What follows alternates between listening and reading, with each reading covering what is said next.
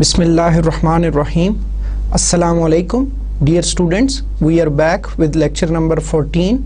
I am Asif Munir, teaching you CSC 271 database systems. Let's start with the summary of the previous lecture. What we covered in our previous lecture. We continued the multi-table queries, that how to extract data from multi-tables. Then we discussed in detail how outer join works and what are different types of outer joins, like left outer join, right outer join, full outer join. Then we discussed exists and not exists, and we saw it could either return true or false. Then we covered union, intersect, except or minus operations in SQL, and finally we targeted database updates, and that was the portion. Before it was all about the select statement, and then we covered the database updates, which includes insert, update and delete. And we saw that insert, delete and update are quite simple as compared to select. Select has a lot of variation, and we have almost covered all possibilities. Not all, but we have tried our best to include maximum options that are available in select. Let's start with the today's lecture. Today we will start chapter 6, that is about data definition. Dear students, जैसा कि हमने अभी तक हमने topics cover किए, उनमें अगर आप देखें तो पहले तो हमने बेसिक्स जो है वो कॉन्सेप्ट्स को देखा डेटाबेस के हवाले से, कि डेटाबेस के बेसिक्स क्या हैं, जो बुनियादी टर्मिनोलॉजी है वो क्या है, मुख्तलिफ टर्म्स कौन कौन सी इस्तेमाल होती हैं, उनके मीनिंग्स क्या हैं. फिर उसके बाद अगर आपको याद हो, फिर हमने जो है रिलेशनल मॉडल को देखा था कि रिलेशनल मॉडल क्या होता है, और फिर रिलेशनल मॉडल को हमने बड़ी डिटेल से देखा कि रिलेशनल मॉडल कैसे जो है वो टेबल्स की फॉर्म में डाटा होता है, and then there are certain construct for that particular model, के जी एक रिलेशनल मॉडल के अंदर हमारे पास डिफरेंट पार्ट्स होते हैं, डिफरेंट कंपोनेंट्स होते हैं. जैसे हमने देखा एक स्ट्रक्चरल कंपोनेंट है कि जी जो रिलेशनल मॉडल में जो हर चीज़ होगी that will be in the form of tables होगा. फिर उसके बाद हमने डिस्कस किया कि उसका एक मैनिपुलेटिव पार्ट होता है, और उस मैनिपुलेटिव पार्ट में हमने देखा कि जी किस तरह हम मुख्तलिफ डेटाबेस के ऑपरेशंस जो है वो परफॉर्म करेंगे. और जो तीसरा उसका कंपोनेंट हमने डिस्कस किया था वो इंटीग्रिटी कॉन्स्ट्रेंट्स थे. तो अगर देखा जाए तो हम अभी भी जो उसका मैनिपुलेटिव पार्ट है उसके ऊपर काम कर रहे हैं, और अभी हमने अगर जैसे हम कहें कि जी हम वो तो हमारे उस मॉडल की थ्योरेटिकल जो है वो थ्योरी थी, तो जो प्रैक्टिकली लैंग्वेज इस्तेमाल होती है, या जैसे आपने देखा था कि फिर हमने उस रिलेशनल मॉडल के हवाले से फिर रिलेशनल अलजेब्रा और रिलेशनल कैलकुलस को स्टडी किया. फिर अब हम जो है प्रैक्टिकल पोर्शन के कैसे प्रैक्टिकली जो है किसी टूल को, किसी DBMS को यूज़ करते हुए हम कोई भी ऑपरेशंस जो हैं वो इसके ऊपर परफॉर्म करेंगे. तो उसमें हमने देखा कि अगर SQL को ब्रॉडली कैटेगराइज किया जाए, अगर आपको मेरे पिछले लेक्चर याद हों तो SQL को अगर ब्रॉडली कैटेगराइज किया जाए तो दो कैटेगरीज में उसको डिवाइड किया जाता है. एक DML डाटा मैनिपुलेशन लैंग्वेज, जो कि मैंने ऑलमोस्ट हमने कंप्लीट कर ली है, और मैंने पहले भी डिस्कस किया था कि DML is concerned with operations on data. So whenever we are manipulating data, we are processing data in any form, तो वो हमारी जो होगी वो DML होगी. और DML के अंदर हमने 4 जो है वो स्टेटमेंट्स बड़ी डिटेल के साथ कवर की और ख़ुसूसी तौर पे सिलेक्ट की. तो अगर मेरे पुराने लेक्चर्स आपके जहन में हों तो मैं पहले भी डिस्कस कर चुका हूँ इस बात को कि जो हमारा कोई भी लॉजिकली अगर सीक्वेंस देखा जाए तो वो किस तरह होता है कि हमारे पास सबसे पहले कोई भी डेटाबेस होनी चाहिए, और उस डेटाबेस के अंदर वी सपोज कि जी हमारे पास बहुत सारे टेबल्स होंगे, और उन टेबल्स, अब पहली बात है एक एम्प्टी टेबल होना चाहिए। एम्प्टी टेबल से मुराद क्या कि उस टेबल की डेफिनेशन होनी चाहिए जी कि ये टेबल है, इसका नाम ये है, उसके इतने एट्रीब्यूट्स हैं, हर एट्रीब्यूट की ये डाटा टाइप है एंड सो ऑन, प्राइमरी की ये वाली है, फॉरेन की ये वाली है। तो ये सारी डाटा डेफिनेशन के जुमरे में ये चीज़ आ जाती है। अब जब एम्प्टी टेबल आ गया तो अब मतलब देखें, एक बड़ी क्लियर सी बात है कि अगर टेबल ही नहीं है तो आप डाटा कैसे स्टोर कर सकते हैं? तो जब तक उसका स्ट्रक्चर ना हो, कंटेनर ना हो, आप डाटा तो उसके अंदर स्टोर नहीं कर सकते। तो पहली बात यही है कि लॉजिकली इट मेक सेंस कि पहले आपके पास टेबल होना चाहिए, और table is defined with the help of data definition, और वो DDL में आता है। लेकिन हम DDL की अभी बात आज के लेक्चर में करेंगे, लेकिन हम अभी ज़रा ओवरव्यू कर रहे हैं कि हम एक्चुअली क्या काम कर रहे थे और ये किस तरह आपस में रिलेटेड हैं। और वी एज्यूम्ड कि जी देयर एग्जिस्ट नॉट ओनली कि जी आपका डाटा डेफिनेशन एग्जिस्ट करती है, बल्कि जो हमने SQL के DML पोर्शन किया, हमने एज्यूम किया कि बहुत सारा डाटा भी उसके अंदर मौजूद है। लेकिन नॉर्मली तो ऐसा नहीं होगा।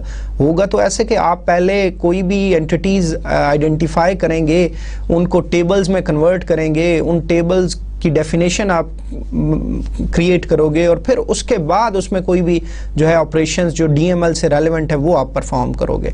तो वी एज्यूम्ड कि जी हमारे पास टेबल की डेफिनेशन भी थी और उसके अंदर डाटा भी था। लेकिन अगर देखा जाए, अगर आप खुद से टेबल डिफाइन करते हो पहले, और जब एम्प्टी टेबल है आपके पास, तो लॉजिकली अब पहला ऑपरेशन कौन सा परफॉर्म कर सकते हो? सिलेक्ट करने से कोई फायदा नहीं। सिलेक्ट करने से क्या है, जब कोई डाटा है ही नहीं तो फिर क्या आप उसको सिलेक्ट करोगे?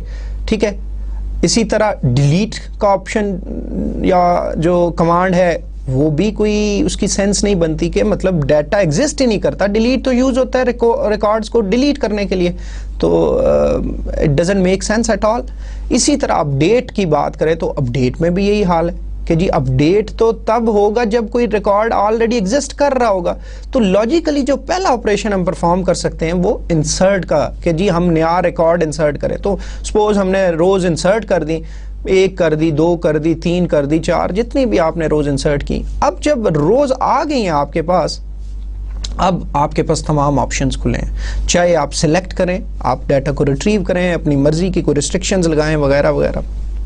आप चाहे उसको डिलीट करें, कुछ सर्टन रोज को या सारी रोज को आप कर सकते हो। इसी तरह आप कोई अपडेट करना चाहो किसी एट्रीब्यूट की वैल्यू को, किसी रिकॉर्ड को, तो वो भी आप कर सकते हो। तो अगर मतलब ये आप अगर ये बुनियादी सी चीज़ें अगर आपके जहन में होंगी तो फिर आपको बहुत आसानी होगी चीज़ों को समझने में। अब जैसे हमने सीक्वेंस डिफाइन किया था जी कि हम क्या कर सकते हैं, एम्प्टी टेबल क्रिएट किया, लेकिन ये टेबल क्रिएट करना is concerned with data definition, और इसी तरह टेबल को डिलीट करना, जो उसकी डेफिनेशन को डिलीट करना है, that is also again concerned with data definition. लेकिन जो बाकी 4 ऑपरेशंस हैं जिनमें इंसर्ट है, सिलेक्ट है, अपडेट है और डिलीट है, ये सारे के सारे ऑपरेशंस जो हैं ये आपके डाटा के साथ कंसर्न्ड है। तो इट मीन्स कि जी दीज आर 2 डिफरेंट थिंग्स, कि मतलब आपका DDL कुछ और काम कर रही है और DML जो है वो कुछ और काम कर रही है। तो DML को तो हमने बड़े डिटेल में डिस्कस कर लिया, बहुत डिटेल में, बड़ी एग्जांपल्स हमने देखी, उसकी वेरिएशन देखी, और ख़ास तौर पे सिलेक्ट के हवाले से। अब एक चीज़ आप जहन में रखें कि जो आपका DML है, DML का इम्पैक्ट एज सच बहुत ज़्यादा वाइड नहीं होता, बहुत ज़्यादा स्वेयर नहीं होता, इस सेंस में कि मसलन अगर आपको इंसर्ट एक रो करते हो तो जस्ट एक रो में चेंज आएगा, मसलन वही कि जी एक रो ऐड होगी नहीं।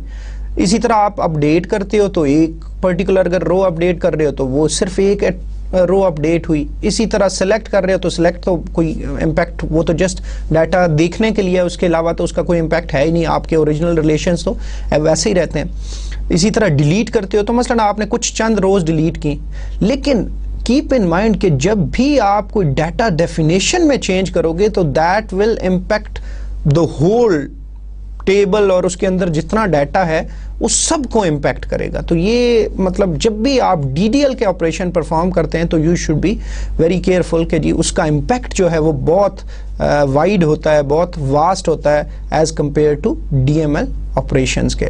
लेकिन इट डिपेंड्स अपॉन सिनेरियो। जो आज का हमारा चैप्टर है that is the data definition part of the SQL, और हम इंशाल्लाह इसको भी आज बड़ी डिटेल के साथ देखेंगे कि कैसे हम जो है कोई भी मुख्तलिफ किस्म के जो डाटाबेस ऑब्जेक्ट्स हैं उनको कैसे डिफाइन करेंगे। तो हम जो है देखेंगे कि हमारे पास कौन कौन से डाटाबेस ऑब्जेक्ट्स होते हैं और फिर उनको हम डिफाइन करने के लिए जो है वो एसक्यूएल को कैसे यूज़ कर सकते हैं। लेकिन आपको यहाँ पे एक बात बताता चलूँ कि जो हमारे पास जिस तरह सिलेक्ट या मसलन डाटा रिट्रीवल के हवाले से या इंसर्ट, अपडेट या डिलीट के हवाले से there might exist some application programs, या जिस तरह क्यूरी बाय एग्जांपल की हमने बात की थी कि उस तरह के भी फीचर होते हैं कि आपको मेन्यूज़ होते हैं आपके, वो जस्ट आप क्लिक्स की बेस के ऊपर आप बता सकते हो और फिर वो ऑटोमेटिकली जो आपका DBMS है वो जो है वो रिजल्टेंट आपको डाटा शो कर सकता है फ्रॉम द टेबल। तो मतलब आपको खुद से सिलेक्ट स्टेटमेंट्स नहीं लिखनी होती, आपको जस्ट आप एक यूजर इंटरफेस यूज कर रहे होंगे और उसमें से आप ये सिलेक्ट करेंगे कि इस टेबल का मुझे ये डाटा दिखा दो, कंडीशन वाली फील्ड में कंडीशन स्पेसिफाई कर दोगे। तो मतलब बजाय आपको एसक्यूएल की स्टेटमेंट पूरी नहीं लिखनी पड़ेगी, लेकिन जब आप उसको एग्जीक्यूट करोगे तो उस मतलब DBMS या वो जो भी टूल है वो खुद से उसके बिहाइंड जो है वो एक एसक्यूएल स्टेटमेंट जो है उसके वो जनरेट कर देगा। एग्जैक्टली इसी तरह जो है जब डाटा डेफिनेशंस की भी बात करते हैं तो डाटा डेफिनेशंस भी हमारे पास दो तरह से हम कर सकते हैं। डाटा डेफिनेशंस जो है वो आप इंटरफेसेस के थ्रू भी कर सकते हो, मेन्यू ड्रिवन प्रोग्राम्स के थ्रू मतलब एप्लीकेशंस के थ्रू कर सकते हो जो टूल के अंदर अवेलेबल होती हैं कि आप जस्ट खुद से आपके पास एक मेन्यू सा आ जाएगा, इंटरफेस आ जाएगा, उसमें आप बताओगे जी कि ये एक एट्रीब्यूट है, इसकी डाटा टाइप ये है एंड सो ऑन, और आप ये उसकी प्राइमरी की है। तो मतलब ये सारा काम जो है निहायत ईजी होता है एज कंपेयर टू कमांड लिखने के। लेकिन जैसे मैंने बताया कि अगर जब आप इसको फिर सेव करते हो या आप क्रिएट का एग्जीक्यूट करते हो उसको, तो बिहाइंड द सीन्स तो फिर आपकी वही एसक्यूएल स्टेटमेंट जो है वो डीडीएल के हवाले से एग्जीक्यूट होगी। तो इसी तरह आप डेफिनेटली कमांड्स भी लिख सकते हो खुद से, लेकिन मतलब ये ज़रूरी नहीं है कि आप जब प्रैक्टिकली काम कर रहे होंगे इस हवाले से तो आप एसक्यूएल की स्टेटमेंट्स ही लिखोगे डीडीएल के लिए, टेबल क्रिएट करने के लिए या कोई भी डाटाबेस ऑब्जेक्ट क्रिएट करने के लिए। मतलब you might use that user interface और वो जो GUI ग्राफिकल यूज़र इंटरफेस उसको भी आप यूज़ कर सकते हो और उसके थ्रू भी आप अपना सारा काम कर सकते हो। लेकिन मतलब फिर भी आपको पता होना चाहिए कि कोई भी बीइंग अ डाटाबेस एक्सपर्ट आपको इस चीज़ का पता होना चाहिए कि आपकी जो कैसे ये एसक्यूएल स्टेटमेंट्स जो है वो काम करती हैं। तो हम इंशाल्लाह आज के चैप्टर में हम जो है इसी चीज़ को बड़ी डिटेल के साथ देखेंगे। सबसे पहली चीज़, अब चूंकि हम बात कर रहे हैं डाटाबेस ऑब्जेक्ट्स की, तो डाटाबेस ऑब्जेक्ट्स जो हैं डेफिनेटली जब भी हम डाटाबेस ऑब्जेक्ट्स क्रिएट करेंगे तो दे विल बी आइडेंटिफाइड, और उनके लिए कोई ना कोई हमें आइडेंटिफायर यूज़ करना पड़ेगा कि उनको मेंशन करने के लिए, उनको रेफर करने के लिए। तो identifier is just like a variable या एक नेम है जो किसी भी डाटाबेस ऑब्जेक्ट को हम जो है वो असाइन करेंगे। तो कीप इन माइंड कि जी SQL identifiers are used to identify objects in the database. It could be table का नाम हो सकता है, व्यू का नाम हो सकता है, या कॉलम्स। देखें एक टेबल के अंदर कॉलम्स भी होते हैं, उनका नाम भी हो सकता है। अब डेफिनेटली हर जो लैंग्वेज होती है उसके जो वेरिएबल नाम जो उसको हम असाइन कर सकते हैं उसके लिए कैरेक्टर सेट डिफाइंड होता है कि ये कैरेक्टर सेट है, इसके अंदर से आपने उस वेरिएबल का नाम लेना है। तो एग्जैक्टली इसी तरह एसक्यूएल भी जो है वो कैरेक्टर सेट आइडेंटिफाई या वो एक है जिसमें से आपने बेसिकली उस आइडेंटिफायर का नाम चूज करना होता है। तो अगर हम ISO स्टैंडर्ड के हवाले से बात करें तो एसक्यूएल में जो कैरेक्टर सेट इन्वॉल्व है या जो मौजूद है, अवेलेबल है, जिसके थ्रू हम कोई भी एसक्यूएल आइडेंटिफायर जो है वो बेसिकली मतलब वो नाम यूज़ करेंगे, तो उसमें हमारे पास अपर केस लेटर्स आते हैं, ए से जेड तक, लोअर केस लेटर्स आते हैं, डिजिट्स फ्रॉम 0 to 9 आते हैं, और एक स्पेशल कैरेक्टर है जो कि अंडरस्कोर है, वो आप यूज़ कर सकते हैं। तो मसलन कोई भी जो एसक्यूएल आइडेंटिफायर है, जो नाम है किसी भी टेबल का, व्यू का या कॉलम का, उसके लिए आप alphabets both in upper case lower case, 0 से 9 तक डिजिट्स और अंडरस्कोर, इसके अलावा जो है वो आप यूज़ नहीं कर सकते। लेकिन बाज़ औक़ात मतलब ये हो सकता है कि कुछ डिफरेंट जो डायलेक्ट्स हैं, डिफरेंट वेंडर्स हैं, वो में भी आपको फैसिलिटी प्रोवाइड कर रहे हो कि आप डिफरेंट कैरेक्टर सेट भी जो वो डिफ़ाइन करना चाहें तो आप कर सकते हैं।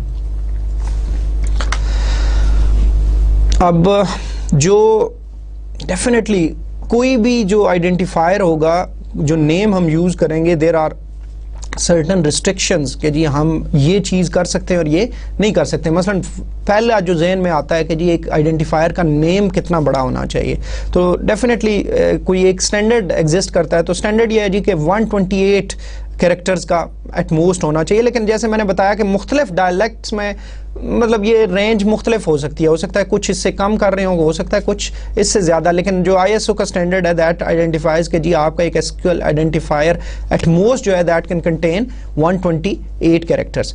अब इसके अलावा एक और इम्पॉर्टेंट आइडेंटिफायर के लिए हमारी शर्त है, वो ये है कि an identifier must start with a letter, के जी आपका जो है लेटर से वो स्टार्ट होना चाहिए, नंबर से या अंडरस्कोर से स्टार्ट नहीं होना चाहिए। N identifier can not contain spaces, तो मतलब आप कोई भी टेबल का नाम यूज़ कर रहे हैं तो मसलन अगर 2 वर्ड्स हैं तो उनके दरमियान स्पेसेस ना दें, या कॉलम है तो उनके दरमियान स्पेसेस ना दें, आप अंडरस्कोर यूज़ कर लें या उनको इकट्ठा जोड़ के लिख लें, तो मतलब स्पेसेस नहीं होनी चाहिए। लेकिन ये भी बाज़ औक़ात मैंने बताया कि मुख्तलिफ हो सकता है, बाज़ औक़ात बाज़ DBMS में आपको स्पेसेस भी दें तो तब भी जो है वो लेकिन चूँकि ये एक स्टैंडर्ड है ISO का, तो आपको बेहतर है कि इवन अगर वो DBMS प्रोवाइड कर भी रहा है तो आप एक इस स्टैंडर्ड को फॉलो करें। अब चूँकि कीप इन माइंड, अब चूँकि हमारी जो पिक्चर है वो थोड़ी बड़ी होती जा रही है, मसलन हमने बिल्कुल छोटी सी चीज़ से स्टार्ट किया था डेटाबेस से, डेटाबेस क्या होता है, फिर उसके ऊपर हमने थोड़ी सी मज़ीद डिटेल्स देखी कि डेटाबेस एनवायरनमेंट के अंदर और क्या क्या चीज़ें होती हैं, हमने DBMS को देखा, हमने डाटा को देखा, हमने लोगों को देखा कौन कौन से इन्वॉल्व है, कौन से रोल्स इन्वॉल्व हैं, फिर हमने मज़ीद DBMS को बड़ी डिटेल से देखा, उसके फ़ायदे देखे, फिर हमने मॉडल्स को देखा, और मॉडल में से खसूसी तौर पर रिलेशनल मॉडल जो कि हमारे इस कोर्स का फोकस भी है, उसको हमने बड़ी डिटेल से कवर किया। तो हमारी पिक्चर जो है ना वो बढ़ती जा रही है थोड़ी सी, और जितनी बड़ी पिक्चर होती जाएगी चीज़ें उतनी क्लियर होती जाएंगी। तो अब आप ये देखें कि फाइनली मसलन देखें हमारा ऑब्जेक्टिव क्या है। हमारा ऑब्जेक्टिव ये है कि हमारा कोई भी जो रियल लाइफ का एक सिस्टम है उसको हमने डेटाबेस के थ्रू जो है रिजॉल्व करना है, हमने उसको डेटाबेस एप्लीकेशन बनानी है और डेटाबेस डिज़ाइन करना है उसका। तो अब डेटाबेस अगर किसी रियल लाइफ सिस्टम हमने एग्जांपल्स देखी थी डेटाबेस जहाँ पे इन्वॉल्व है जी, हमने देखा तमाम तकरीबन ज़िंदगी के शोबे जिनमें आपका डेटाबेस किसी ना किसी सूरत में जो है वो इन्वॉल्व है। हमने देखा जी कि आप यूनिवर्सिटी में पढ़ रहे हैं तो आप डेटाबेस के साथ इंटरेक्ट कर रहे होते हैं किसी ना किसी फॉर्म में, हम बैंक्स में जा रहे हैं तब भी यही है, हम सुपरमार्केट में जा रहे हैं, हम किसी वीडियो शॉप पे जा रहे हैं, हम कोई सुपरमार्केट में जा रहे हैं, या मतलब हमने कोई टिकट रिजर्वेशन करवा रहे हैं, तो ये सारी चीज़ें जो हैं ये किसी न किसी हवाले से डेटाबेस को इन्वॉल्व जो है, इसमें इन्वॉल्वमेंट है डेटाबेस की। अब ये देखें कि कोई भी जो लैंग्वेज होती है, या फिर जब हम मॉडल की बात करते हैं रिलेशनल मॉडल की, और रिलेशनल मॉडल की जो लैंग्वेज है वो SQL है, तो अब आप देखें कि दुनिया में जो भी चीज़ें एग्जिस्ट करती हैं जिसके बारे में हमने इंफॉर्मेशन अपने पास उस रिलेशनल मॉडल के अंदर कैप्चर करनी है, तो इट मीन्स कि there should be appropriate data types for that particular values. कि मसलन फ़र्ज़ करें जी हमने अगर कोई नेम स्टोर करने हैं तो हमें कोई कैरेक्टर्स या स्ट्रिंग्स की फॉर्म में होना चाहिए डाटा टाइप, जो अल्फ़ाबेट्स इन ग्रुप्स जो है हमें वो स्टोर करने के लिए अलाउ करे। इसी तरह सैलरी हमने मतलब स्टोर करनी है, तो वो सैलरी मतलब हो सकता है किसी की फ्लोट में भी हो कि जी 15,000 और 75 रुपये या और कुछ पैसे वगैरह वगैरह, मतलब इस तरह हो सकता है। या आप ये देखें कि डेट ऑफ बर्थ स्टोर करनी है तो वो डेट की कोई टाइप होनी चाहिए। इसी तरह कोई नंबर यूज करना है तो डिजिट होना चाहिए, एंड सो ऑन। मतलब मुख्तलिफ जिस किस्म की भी आपका डाटा एग्जिस्ट करता है उसको बेसिकली फैसिलिटेट करने के लिए हमारे पास जो है उस लैंग्वेज के अंदर जो है वो उस किस्म की डाटा टाइप्स एग्जिस्ट करती होनी चाहिए। ठीक है जी, तो बिल्कुल यही वाली बात है। अब हम देखेंगे कि एसक्यूएल जो है उसके अंदर कौन कौन सी डाटा टाइप्स जो है वो एग्जिस्ट करती हैं। तो अगर हम देखें ब्रॉडली, मे भी बहुत सारी इसमें कम मतलब कुछ और भी हों, लेकिन हम आईएसओ के हवाले से देखें तो हमारे पास एक बूलियन है, और बूलियन आपको पता है कि बूलियन ऑलवेज रिटर्न ट्रू और फॉल्स। इसके बाद हमारे पास कैरेक्टर है, और कैरेक्टर के आगे मुख्तलिफ वेरिएशंस हैं। एक कैरेक्टर है, एक वेरिएबल कैरेक्टर है, और एक अब एन कैरेक्टर भी अवेलेबल है। कैरेक्टर और वेरिएबल वेरिंग से निकला है। ठीक है जी, वेरिंग। ओके, तो जो कैरेक्टर होता है, मसलन फर्ज करें अब जब भी हम कोई फर्ज करें एक नेम की फील्ड थी, तो नेम की फील्ड को हम कहते हैं जी ये कैरेक्टर टाइप की होगी, लेकिन हम सोचते हैं यार नाम हो सकता है मैक्सिमम 10 लेटर्स का नाम होगा फर्स्ट नेम। ठीक है, तो अब अगर हमने कैरेक्टर 10 दिया, लेकिन फर्ज करें नाम अली था, तो अली तो अब सिर्फ 3 कैरेक्टर्स लेता है, लेकिन हमने वहां पे उसकी लेंथ कितनी डिफाइन की थी, 10 डिफाइन की थी। तो अब जो वो बाकी अली तो 3 कैरेक्टर्स या 3 स्पेसेस लेगा हार्ड ड्राइव पे, ठीक है, जो स्टोर करने के लिए उसको, लेकिन बाकी जो 7 स्पेसेस हैं वो ब्लैंक से पैड कर देगा। तो लेकिन वो अब जो एक्चुअली जगह ले रहा होगा वो 10 कैरेक्टर्स की ले रहा होगा। लेकिन अगर हम वेरिएबल कैरेक्टर var4 इसको मतलब प्रोनाउंस करते हैं, तो var4 अगर हम यूज करते हैं तो var4 की खास बात यह है कि अगर फर्ज करें हमने वही नाम फर्स्ट नेम var4 10 लिया होता, तो उसका फायदा हमें यह होता कि var4 जब अली नाम आता तो वो 10 के बजाय कितने जो है वो स्पेसेस यूज करता उन कैरेक्टर्स को स्टोर करने के लिए, सिर्फ 3।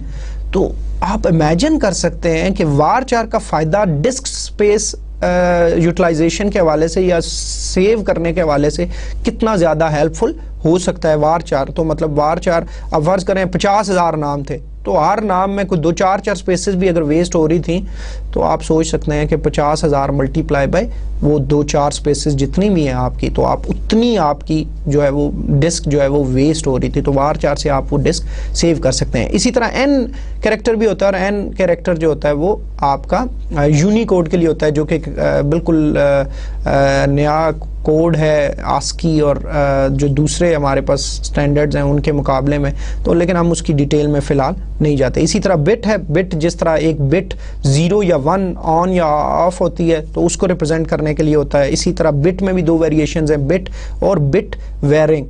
तो बिट वेरिंग भी एग्जैक्टली उसी तरह काम करता है जिस तरह वेरिएबल कैरेक्टर काम करता है। इसके बाद हमारे पास फिर नंबर्स के लिए हैं, एक एग्जैक्ट न्यूमेरिक है। एग्जैक्ट न्यूमेरिक में आपकी एग्जैक्ट रिप्रेजेंटेशन होती है नंबर्स की, उसमें न्यूमेरिक है, डेसिमल है। डेसिमल में आपके जो है वो डेसिमल पॉइंट्स भी आ जाते हैं, मतलब फ्लोटिंग पॉइंट या इशारिया के बाद भी आ जाते हैं। इसी तरह इंटीजर है और स्मॉल इंटीजर है।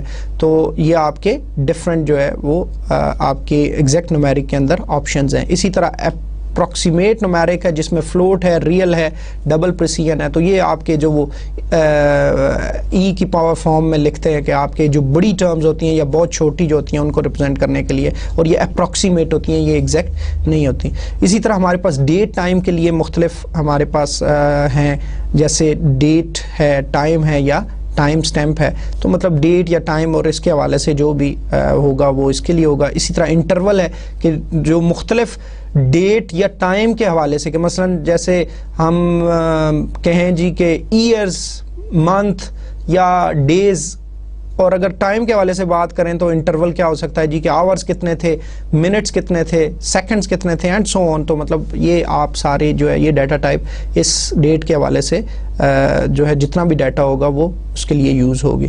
फिर उसके बाद आपके पास लार्ज ऑब्जेक्ट्स हैं, जैसे कैरेक्टर लार्ज ऑब्जेक्ट हो सकता है या बाइनरी लार्ज ऑब्जेक्ट, लेकिन हम इन चीज़ों को आगे जो है फिर देखेंगे जब हमें इनकी ज़रूरत पड़ेगी। There are number of SQL operators और फंक्शंस अवेलेबल, मसलन वो फिर बहुत सारे जो है ना फंक्शंस अवेलेबल हैं जो कि फिर आपको मुख्तलिफ किस्म की फैसिलिटीज़ प्रोवाइड करते हैं। मिसाल के तौर पे अगर हम देखें कि जी बिट लेंथ जो है वो किसी भी कोई ऐसी फील्ड जो बिट जिसकी डाटा टाइप है तो वो हमें उसकी लेंथ रिटर्न कर देगा। इसी तरह कैरेक्टर लेंथ, कोई मसलन फर्स्ट नेम का एक फील्ड था जो कैरेक्टर था, तो हम अगर फर्ज करें उसके ऊपर ये फंक्शन लगा देते हैं कैरेक्टर लेंथ का, तो ये जो हर नाम के अंदर जितने कैरेक्टर्स होंगे वो उतने हमें रिटर्न कर देगा। कास्ट आपका जो है वो एक डाटा टाइप से दूसरी में कन्वर्ट करने के लिए यूज होता है। इसके बाद ये जो पाइप साइन दो आपकी वर्टिकल बार्स नजर आ रही हैं, इनको कंकैटिनेशन भी कहते हैं। कंकैटिनेशन क्या होता है कि दो स्ट्रिंग्स को जोड़ देना। मसलन फर्ज करें हम कर सकते हैं कि first name concatenation last name, तो जो आपका फर्स्ट नेम और लास्ट नेम को वो मिला के लिख देगा, जोड़ के लिख देगा। जो दूसरी वाली चीज होगी राइट साइड पे उसको पहली वाले के आखिर में मिला के लिख देगा। करंट यूज़र कि जी आपका DBMS पे कौन इस टाइम यूज़र है जो इसको यूज़ कर रहा है, अगर आप सेलेक्ट में इसको यूज़ करते हैं तो वो आपको करंट यूज़र रिटर्न कर देगा। लोअर, अगर कोई भी चीज़ मसलन कोई स्ट्रिंग है जैसे फर्स्ट नेम है वाला एट्रीब्यूट है, आप अगर उसके बाहर लोअर यूज़ कर देते हैं तो जो आपका रिजल्ट डिस्प्ले होगा उसमें सारा जो है आपकी फर्स्ट नेम जो है वो लोअर केस में नज़र आएगा। अपर केस अपर के लिए होता है। ट्रिम जो होता है वो कुछ उसमें से चीज़ें ट्रिम करने के लिए, निकालने के लिए। इसी तरह पोजीशन जो है वो किसी भी एक खास कैरेक्टर की या ग्रुप ऑफ कैरेक्टर की वो जो है पोजीशन बताता है किसी स्ट्रिंग के अंदर कि वो किस पोजीशन के ऊपर है। मसलन फ़र्ज़ करें एक नाम है मसलन बिलाल, तो मैं कहूँ जी आई की पोजीशन क्या है, तो पोजीशन के अंदर जब मैं बिलाल स्ट्रिंग दूंगा तो और आई स्पेसिफाई करूंगा तो वो मुझे 2 रिटर्न करेगा कि जी ये दूसरी पोजीशन के ऊपर जो है आई एग्जिस्ट करता है। तो अगर मतलब 2 एग्जिस्ट कर रहे हैं तो फिर वो जो है पहली जो है वो उसी को रेफर करेगा। इसी तरह हमारे पास सब स्ट्रिंग है।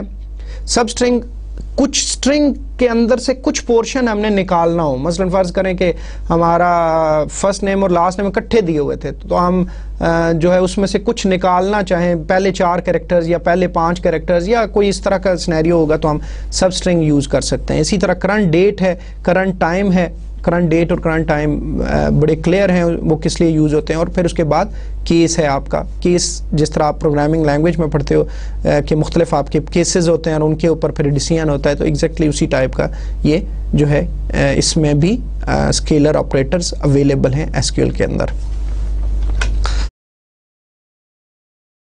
अब हम जो टॉपिक डिस्कस करेंगे वो है इंटीग्रिटी एनहांसमेंट फीचर।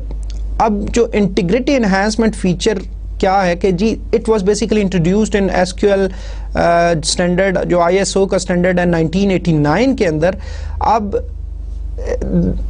बेसिकली इसमें इंटीग्रिटी एनहांसमेंट फीचर में जो रेफरेंशियल इंटीग्रिटी या अदर जो कंस्ट्रेंट्स हैं उसको फैसिलिटेट या उसको डिफाइन करने के हवाले से फैसिलिटीज़ जो है वो एसक्यूएल के अंदर प्रोवाइड की गई। लेकिन इससे पहले आप एक चीज़ ज़हन में रख लें कि इससे पहले क्या होता था कि मसलन जितनी भी ये जो कंस्ट्रेंट्स के हवाले से चीज़ें हैं, चाहे वो एंटिटी इंटीग्रिटी कंस्ट्रेंट है, referential integrity constraint, I hope कि आपको अब ये चीज़ें पुरानी आपके जहन में होंगी, या जो कंस्ट्रेंट्स डिफरेंट हमने पहले कुछ स्टडी किए थे। तो अगर हम उन कंस्ट्रेंट्स की बात करते हैं तो वो एप्लीकेशन प्रोग्राम के अंदर उनको जो है वो मेजर किया जाता था या उधर उनको टैकल किया जाता था। लेकिन जब ये जो इंटीग्रिटी एनहांसमेंट फीचर जो है ISO एसक्यूएल स्टैंडर्ड 1989 के अंदर जब इसमें ऑप्शन आ गई कि हम बजाय ये कि अब देखें एप्लीकेशन प्रोग्राम में उसको करने का नुकसान क्या है कि अगर मसलन एक डेटाबेस था आपका और 10 डिफरेंट एप्लीकेशंस बनी हैं तो हर एप्लीकेशन के अंदर फिर हमें उस कॉन्स्ट्रेंट्स को डील करना पड़ेगा। मसलन फ़र्ज़ करें कॉन्स्ट्रेंट क्या हो सकता है कि फ़र्ज़ करें जी जैसे आपके मार्क्स की फील्ड थी, तो मार्क्स की फील्ड हम कहते हैं जी कि marks could be between 0 and 100 suppose, ठीक है। तो अब ये एप्लीकेशन प्रोग्राम के अंदर आपने ये फैसिलिटी प्रोवाइड करनी थी कि मार्क्स की वैल्यू जब एंटर हो रही है उस एप्लीकेशन में तो वो आपने वहाँ पे चेक प्रोग्रामिंग में लगाना है कि वैल्यू जो होनी चाहिए वो 0 और 100 के दरमियान होनी चाहिए। तो अब आपने 10 डिफरेंट एप्लीकेशंस के अंदर अगर मार्क्स आप इनपुट कर रहे हो तो अब 10 जगह पे आपको ये काम करना पड़ेगा। लेकिन इंटीग्रिटी एनहांसमेंट फीचर ऐड करने का फायदा ये हुआ कि अब आप क्या कर सकते हो कि एक सेंट्रलाइज जगह पे, एक ही जगह पे डेटाबेस के अंदर जो है आप ये इंटीग्रिटी कंस्ट्रेंट डिफाइन कर सकते हो। और अब डेटाबेस इज रिस्पॉन्सिबल और DBMS is responsible for basically कि जी वो उस कंस्ट्रेंट को वायलेट ना करने दे या उसकी वायलेशन ना होने दे। तो मतलब ये बहुत ज़बरदस्त एक फीचर है जो कि आप जो है हम जिसको बड़ी डिटेल के साथ देखेंगे। तो कीप इन माइंड कि जो आपका इंटीग्रिटी एनहांसमेंट फीचर है, it provides a centralised basically facility of जो है कॉन्स्ट्रेंट्स कि वहाँ पे ही उन कॉन्स्ट्रेंट्स को चेक किया जाए, उनको वैलिडेट किया जाए और फिर जो है जितनी मर्जी एप्लीकेशंस है वो सारी, चाहे वो जो भी है, तो फिर वहाँ पे आपको वो मेंशन करने की ज़रूरत नहीं होगी। डीबीएमएस खुद ही इन कॉन्स्ट्रेंट्स को, चाहे वो किसी भी किस्म का कॉन्स्ट्रेंट है, वो जो है उनको खुद ही मैनेज कर रहा होगा और उनको उनकी वायलेशन जो है वो नहीं होने देगा। अच्छा, अब अगर देखा जाए तो ये इंटीग्रिटी कॉन्स्ट्रेंट्स का मकसद क्या था। अब पहली बात आपको मतलब बड़ा क्लियर होना चाहिए कि ये इंटीग्रिटी कॉन्स्ट्रेंट हमें जो है वो प्रोवाइड किए गए या ये फैसिलिटी उस ISO SQL स्टैंडर्ड के अंदर क्यों शामिल की गई। तो पहली बात इसका मकसद समझ लें। देखें, मसलन मार्क्स की बात करते हैं तो मार्क्स 0 और हम कह रहे थे जी 100 मैक्सिमम वैल्यू हो सकती है। तो क्यों हम ऐसा चाह रहे हैं? हम इसलिए ऐसा चाह रहे हैं कि किसी भी तरह से, मसलन देखें गलती कोई भी, मसलन बंदा एक टाइपिंग ही कर रहा था, उसने लिखना था 50, उसने 505 लिख दिया, तो किसी सब्जेक्ट के 505 मार्क्स 100 में से तो हो ही नहीं सकते। या मसलन फ़र्ज़ करें कोई एक ब्रांच थी, ब्रांच की वैल्यू B001 से लेके B999 तक हो सकती थी, तो उसने गलती से 4 दफ़ा 9 प्रेस कर दिया, ठीक है, तो ऐसी तो ब्रांच ही कोई एग्जिस्ट नहीं करती। या मसलन आपके मतलब बहुत सारे कुछ ऐसे वो जो रूल्स हो सकते हैं जो किसी ऑर्गेनाइजेशन स्पेसिफिक हो सकते हैं। तो मसलन वो जो ऑर्गेनाइजेशन स्पेसिफिक रूल्स हैं, अगर आप वो डिफाइन कर देंगे या आप अपने कोशिश, अब आप ये चाहते हैं कि जो आपका डाटा हो वो एक कंसिस्टेंट फॉर्म में हो, वो एक करेक्ट फॉर्म में हो, इनकरेक्ट फॉर्म में ना हो, तो मतलब ये सारी जो तगदो है, ये सारी जो कोशिश है वो किसके लिए है कि आपका जो डाटा है वो एक कंसिस्टेंट फॉर्म में रहे और इनकंसिस्टेंट डाटा जो है वो एंटर ना हो सके। तो इसका सबसे बेहतरीन तरीका यही है कि आप इंटीग्रिटी एनहांसमेंट फीचर को यूज़ करते हुए जब आप डाटाबेस को डिफाइन कर रहे हैं तो आप उधर ये सारी चीज़ें जो है वो डिफाइन कर दें, ताकि जो ही डाटा एंटर हो रहा हो तो इन सारी चीज़ों को, उसकी करेक्टनेस को चेक किया जा सके कि कोई ऐसी फील्ड जिसके अंदर डेट की वैल्यू आनी है तो डेट ही आए, और डेट का ये स्पेसिफिक, फ़र्ज़ करें जी आपने मेंशन किया हुआ है कि डेट जो है आज की डेट से लेके आज से 10 दिन की बाद आ सकती है, तो अब आप वही उसमें शामिल कर सकते हैं। या आपने फ़र्ज़ किया कि एक एट्रीब्यूट था, जैसे आपका फ़र्ज़ करें कि सिटीज़ थे, तो आपको पता है जी कि आपकी ब्रांचेस की सिर्फ 4 सिटीज़ में, और वो लंदन, ग्लासगो, अबरडीन और ये हैं, तो आपने वो लिस्ट भी स्पेसिफाई कर दीजिए कि इसके अलावा इसमें कोई नाम नहीं आ सकता। या जैसे आपका जेंडर वाली फील्ड है या सेक्स जिसको हम उधर यूज़ कर रहे थे, तो उसमें या मेल आ सकता या female, M character for male और F फॉर फीमेल, तो मतलब कोई बंदा भी इनके अलावा कोई एंटर ना कर दे। तो मतलब ऑल इन ऑल मतलब इन सारी चीज़ों का मकसद जो है वो यही है कि आपके जो डाटा है that should be in a consistent state. तो ये इसका बेसिकली मकसद है, और हम देखेंगे कि फिर हमारे पास क्या क्या प्रोविजन है, कौन कौन सी फैसिलिटीज़ हैं इन इंटीग्रिटी एनहांसमेंट फीचर में जिसको हम यूज़ कर सकते हैं। इंटीग्रिटी एनहांसमेंट फीचर के हवाले से अगर हम बात करें तो there are basically 5 types of integrity constraints that we will be considering in this lecture. सबसे पहला जो है वो रिक्वायर्ड डाटा है, ठीक है, फिर उसके बाद डोमेन कंस्ट्रेंट्स हैं, एंटिटी इंटीग्रिटी कंस्ट्रेंट है। अब इनमें से बहुत सारे कंस्ट्रेंट हम पहले पढ़ के आ चुके हैं पिछले लेक्चर में, अगर आपको याद हो, लेकिन अब हमारा फोकस ये होगा कि उधर तो हमने जस्ट इनकी डेफिनेशन पढ़ी थी कि ये एक्चुअली होते क्या हैं, लेकिन इधर हम इस रेफरेंस से पढ़ रहे हैं कि एसक्यूएल के अंदर इन कॉन्स्ट्रेंट्स को कैसे रिप्रेजेंट किया जाता है, कैसे ये कॉन्स्ट्रेंट्स जो है वो अप्लाई किए जाते हैं यूजिंग एसक्यूएल। तो मतलब चीज़ें बहुत सारी रिपीट हो रही है, कोई एज सच इसमें एज सच बहुत सारे नए टॉपिक इन दैट सेंस उस तरह नहीं है, लेकिन जो है आपका सिर्फ उसकी एसक्यूएल में रिप्रेजेंटेशन किस तरह उस कॉन्स्ट्रेंट की करनी है ये आपको सीखना होगा। इसके बाद हमारे पास रेफरेंशियल इंटीग्रिटी कॉन्स्टेंट है और हमारे पास जनरल कॉन्स्टेंट्स है। तो हम वन बाय वन जो है इन सारे कॉन्स्टेंट्स को बड़ी डिटेल के साथ देखेंगे। अगर हम रिक्वायर्ड डाटा की बात करें तो इट मींस के जी किसी भी एट्रीब्यूट के लिए, और keep in mind it should be for columns, ठीक है जी। तो यू मस्ट अंडरस्टैंड कि कोई भी जो मसलन पहली बात है आपको बड़ा क्लियर होना चाहिए कि हमारा जितना भी जो डाटा है that will be represented in form of a table, ठीक है। टेबल के अंदर डाटा कैसे पड़ा होता है, इन फॉर्म ऑफ कॉलम्स होते हैं, और कॉलम्स के फिर अगेंस्ट आपकी वैल्यूज आती हैं, और वो वैल्यूज फिर एक पर्टिकुलर जो है वो एक रिकॉर्ड बनता है, एंड फिर आपके मतलब टेबल के अंदर बहुत सारे रिकॉर्ड्स पड़े होते हैं। तो कीप इन माइंड कि जी some columns must contain a valid value, it means there must be a value that should be supplied for that particular column. तो उसको नल हम नहीं कर सकते, ठीक है। तो they are not allowed to contain nulls. It means कि उस एट्रीब्यूट के लिए, उस कॉलम के लिए हमें डाटा रिक्वायर्ड है।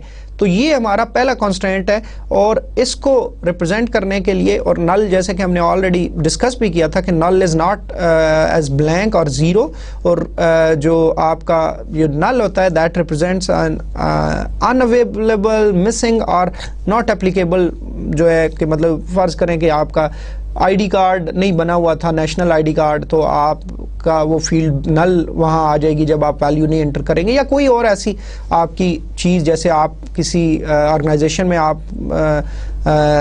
आपको जॉब तो मिल गई है लेकिन आपको अभी डिपार्टमेंट असाइन नहीं हुआ, या कोई भी ऐसी आपके एट्रीब्यूट्स जो रियल लाइफ में जिनकी वैल्यू बाज़ औक़ात अवेलेबल नहीं है, तो आप उनको डिक्लेयर कर सकते हैं कि वो नल जो है वो हो सकते हैं। अच्छा, अब जितने भी ऐसे फील्ड्स होंगे जिनके लिए मस्ट आपको डाटा रिक्वायर्ड होगा, तो फिर आपको उनको क्या करना पड़ेगा, नॉट नल करना पड़ेगा। तो सपोज अगर हम स्टाफ के रिलेशन की बात करें और हम कहें जी स्टाफ जब भी होगा तो you have to mention a position for that staff, ठीक है। वो अलग बात है कि पोजीशन क्या क्या हो सकती है, हम उसकी बात नहीं कर रहे, लेकिन वी से कि there must be a valid value for position, कि उसके लिए वैल्यू रिक्वायर्ड है, नल नहीं आप दे सकते। तो आप कैसे उसको डिफाइन करोगे, आपने कहा जी पोजीशन आप अपनी स्क्रीन पे देख सकते हैं, नीचे जो कमांड है कि जी position is the name of the attribute, उसके बाद उसकी डाटा टाइप है। जैसे मैंने बताया कि कोई भी जो आपका एट्रीब्यूट होगा that will be of a certain data type, और वो मैंने डाटा टाइप्स का आपको मकसद भी बताया कि जितना भी रियल लाइफ में आपका डाटा है that will be stored in SQL, मतलब यूजिंग एसक्यूएल कोई अगर आप कर रहे हैं तो वो एक स्पेसिफिक डाटा टाइप का होगा। तो हमने कहा जी वो वेरिएबल कैरेक्टर है, वारचार है। वारचार का मैंने आपको फ़ायदा भी बताया था कि वारचार का हमें क्या फ़ायदा है, और हमने एज्यूम कर लिया कि मैक्सिमम जो पोजीशन है हमारी ना उसमें 10 कैरेक्टर्स आ सकते हैं। मसलन मैनेजर नाम हो गया, असिस्टेंट हो गया, या सुपरवाइज़र हो गया, या जितनी और पोजीशंस हैं, सेक्रेटरी हो गया वगैरह वगैरह, ये सारी जो है मैक्सिमम जो है वो 10 कैरेक्टर्स जो है वो कंटेन कर सकती हैं। उसके बाद स्पेस दे के हमने क्या डिफाइन कर दिया कि इट रिक्वायर्स वैल्यू, ठीक है। ये नहीं हो सकता हम इसको नल नहीं कर सकते, तो हमने मेंशन कर दिया कि ये नॉट नल है, कि यहाँ पे नल आप जो है ये ब्लैंक आप नहीं छोड़ सकते, आप नल यहाँ पे स्टोर नहीं कर सकते पोजीशन की एट्रीब्यूट के लिए या पोजीशन के कॉलम के लिए। तो that is the first constraint जो इंटीग्रिटी इन्हांसमेंट फीचर के अंदर जो है हमें प्रोवाइडेड है। उसके बाद जो दूसरा हमारा कंस्ट्रेंट है दैट इज डोमेन कंस्ट्रेंट, और डोमेन आपको हमने बड़ी डिटेल में डोमेन को डिस्कस किया था। हमने डोमेन को क्या कहा था कि हर जो एट्रीब्यूट होता है टेबल का या कॉलम होता है दैट हैज़ अ डोमेन, और डोमेन वाज डिफाइंड एज के set of all possible values या set of all legal values that could be assign to that particular attribute. मिसाल के तौर पे मैंने आपको बड़ी डिटेल से उस टाइम भी बताया था, मसलन मैंने कहा था जी जो आपका नेम है, फर्स्ट नेम है या लास्ट नेम है, तो मतलब जितने भी नेम्स हो सकते हैं, मसलन पाकिस्तान में आप बात कर रहे हैं तो जितने भी नाम लीगली हो सकते हैं वो सारे उस एट्रीब्यूट के अंदर आ सकते हैं। या फ़र्ज़ करें अगर आपके मार्क्स की फील्ड है तो हमें पता है जी 0 और 100, मसलन मैक्सिमम 100 मार्क्स हैं किसी सब्जेक्ट के, तो मैक्सिमम वैल्यू 100 हो सकती है और मिनिमम जो है वो 0 या बाकी इसके अंदर आ सकते हैं। इसी तरह अगर हमने जेंडर की कोई एट्रीब्यूट स्पेसिफाई किया है तो हम कह देते हैं जी हाँ जी 2 इसमें ऑप्शंस है, या मेल दे सकते हैं या फीमेल दे सकते हैं। इसी तरह हम सपोज कहें कि हमारी पोजीशन है, पोजीशन में हम मैनेजर हैं, हमारी 4 ही पोजीशंस है हमारे ऑर्गेनाइजेशन में। एक मैनेजर हो सकते हैं, सुपरवाइज़र हो सकते हैं, सेक्रेटरी हो सकते हैं, और फ़र्ज़ करें एक असिस्टेंट हो सकता है। तो अब हम फिक्स कर दें कि यही वाले फील्ड जो हैं इसके लिए आ सकती हैं, या हमें अपनी ब्रांचेस पता है कि हमारी B001 से लेके B010 तक हैं, तो आप मेंशन कर सकते हो कि जो ब्रांच नंबर का जो एट्रीब्यूट है that could take value from this set के जी B001 से लेके B010 तक, या कोई भी और ऐसे एट्रीब्यूट्स हैं जिनकी आप जो है वो डोमेन डिफाइन कर दें, तो फिर DBMS इस चीज़ को इंश्योर करेगा कि वो जो उस एट्रीब्यूट के लिए, उस कॉलम के लिए जो वैल्यूज़ आएँ वो इसी में से आएँ, इसके अलावा ना आएँ। अब डेफिनेटली इस चीज़ को SQL के अंदर कैसे रिप्रेजेंट किया जाएगा, तो इसके लिए हमारे पास SQL के अंदर 2 मैकेनिज्म्स अवेलेबल हैं। एक हमारा चेक क्लॉज है which allows a constraints to be defined on a column और द एंटायर टेबल। अब कीप इन माइंड के पहली बात है कि ये जो आपके डोमेन कॉन्स्टेंट्स हैं they could be defined with 2 mechanisms. तो एक तो चेक मैकेनिज्म है, लेकिन चेक मैकेनिज्म की भी खास बात ये है कि ये किसी एक टेबल के एक कॉलम के ऊपर भी हम वो कॉन्स्टेंट डिफाइन कर सकते हैं, मतलब डोमेन कॉन्स्टेंट, और पूरे टेबल के लिए भी कर सकते हैं। तो हम इनकी एग्जांपल्स देखेंगे तो वो फिर हमें क्लियर हो जाएगा। और जो दूसरा मैकेनिज्म है वो है क्रिएट डोमेन स्टेटमेंट के थ्रू, कि हम क्रिएट डोमेन स्टेटमेंट के अंदर जो है फिर अगेन उधर भी चेक के थ्रू ही होता है, लेकिन ये क्रिएट डोमेन स्टेटमेंट के थ्रू भी हम जो है ये काम कर सकते हैं। तो हम इन दोनों की एग्जांपल्स देख लेते हैं, तो होपफुली आपको चीज़ें क्लियर हो जाएंगी। जो चेक क्लॉज होता है, चेक क्लॉज का अगर आप फॉर्मेट देखें तो इट्स चेक और पैरेंथेसिस के अंदर सर्च कंडीशन।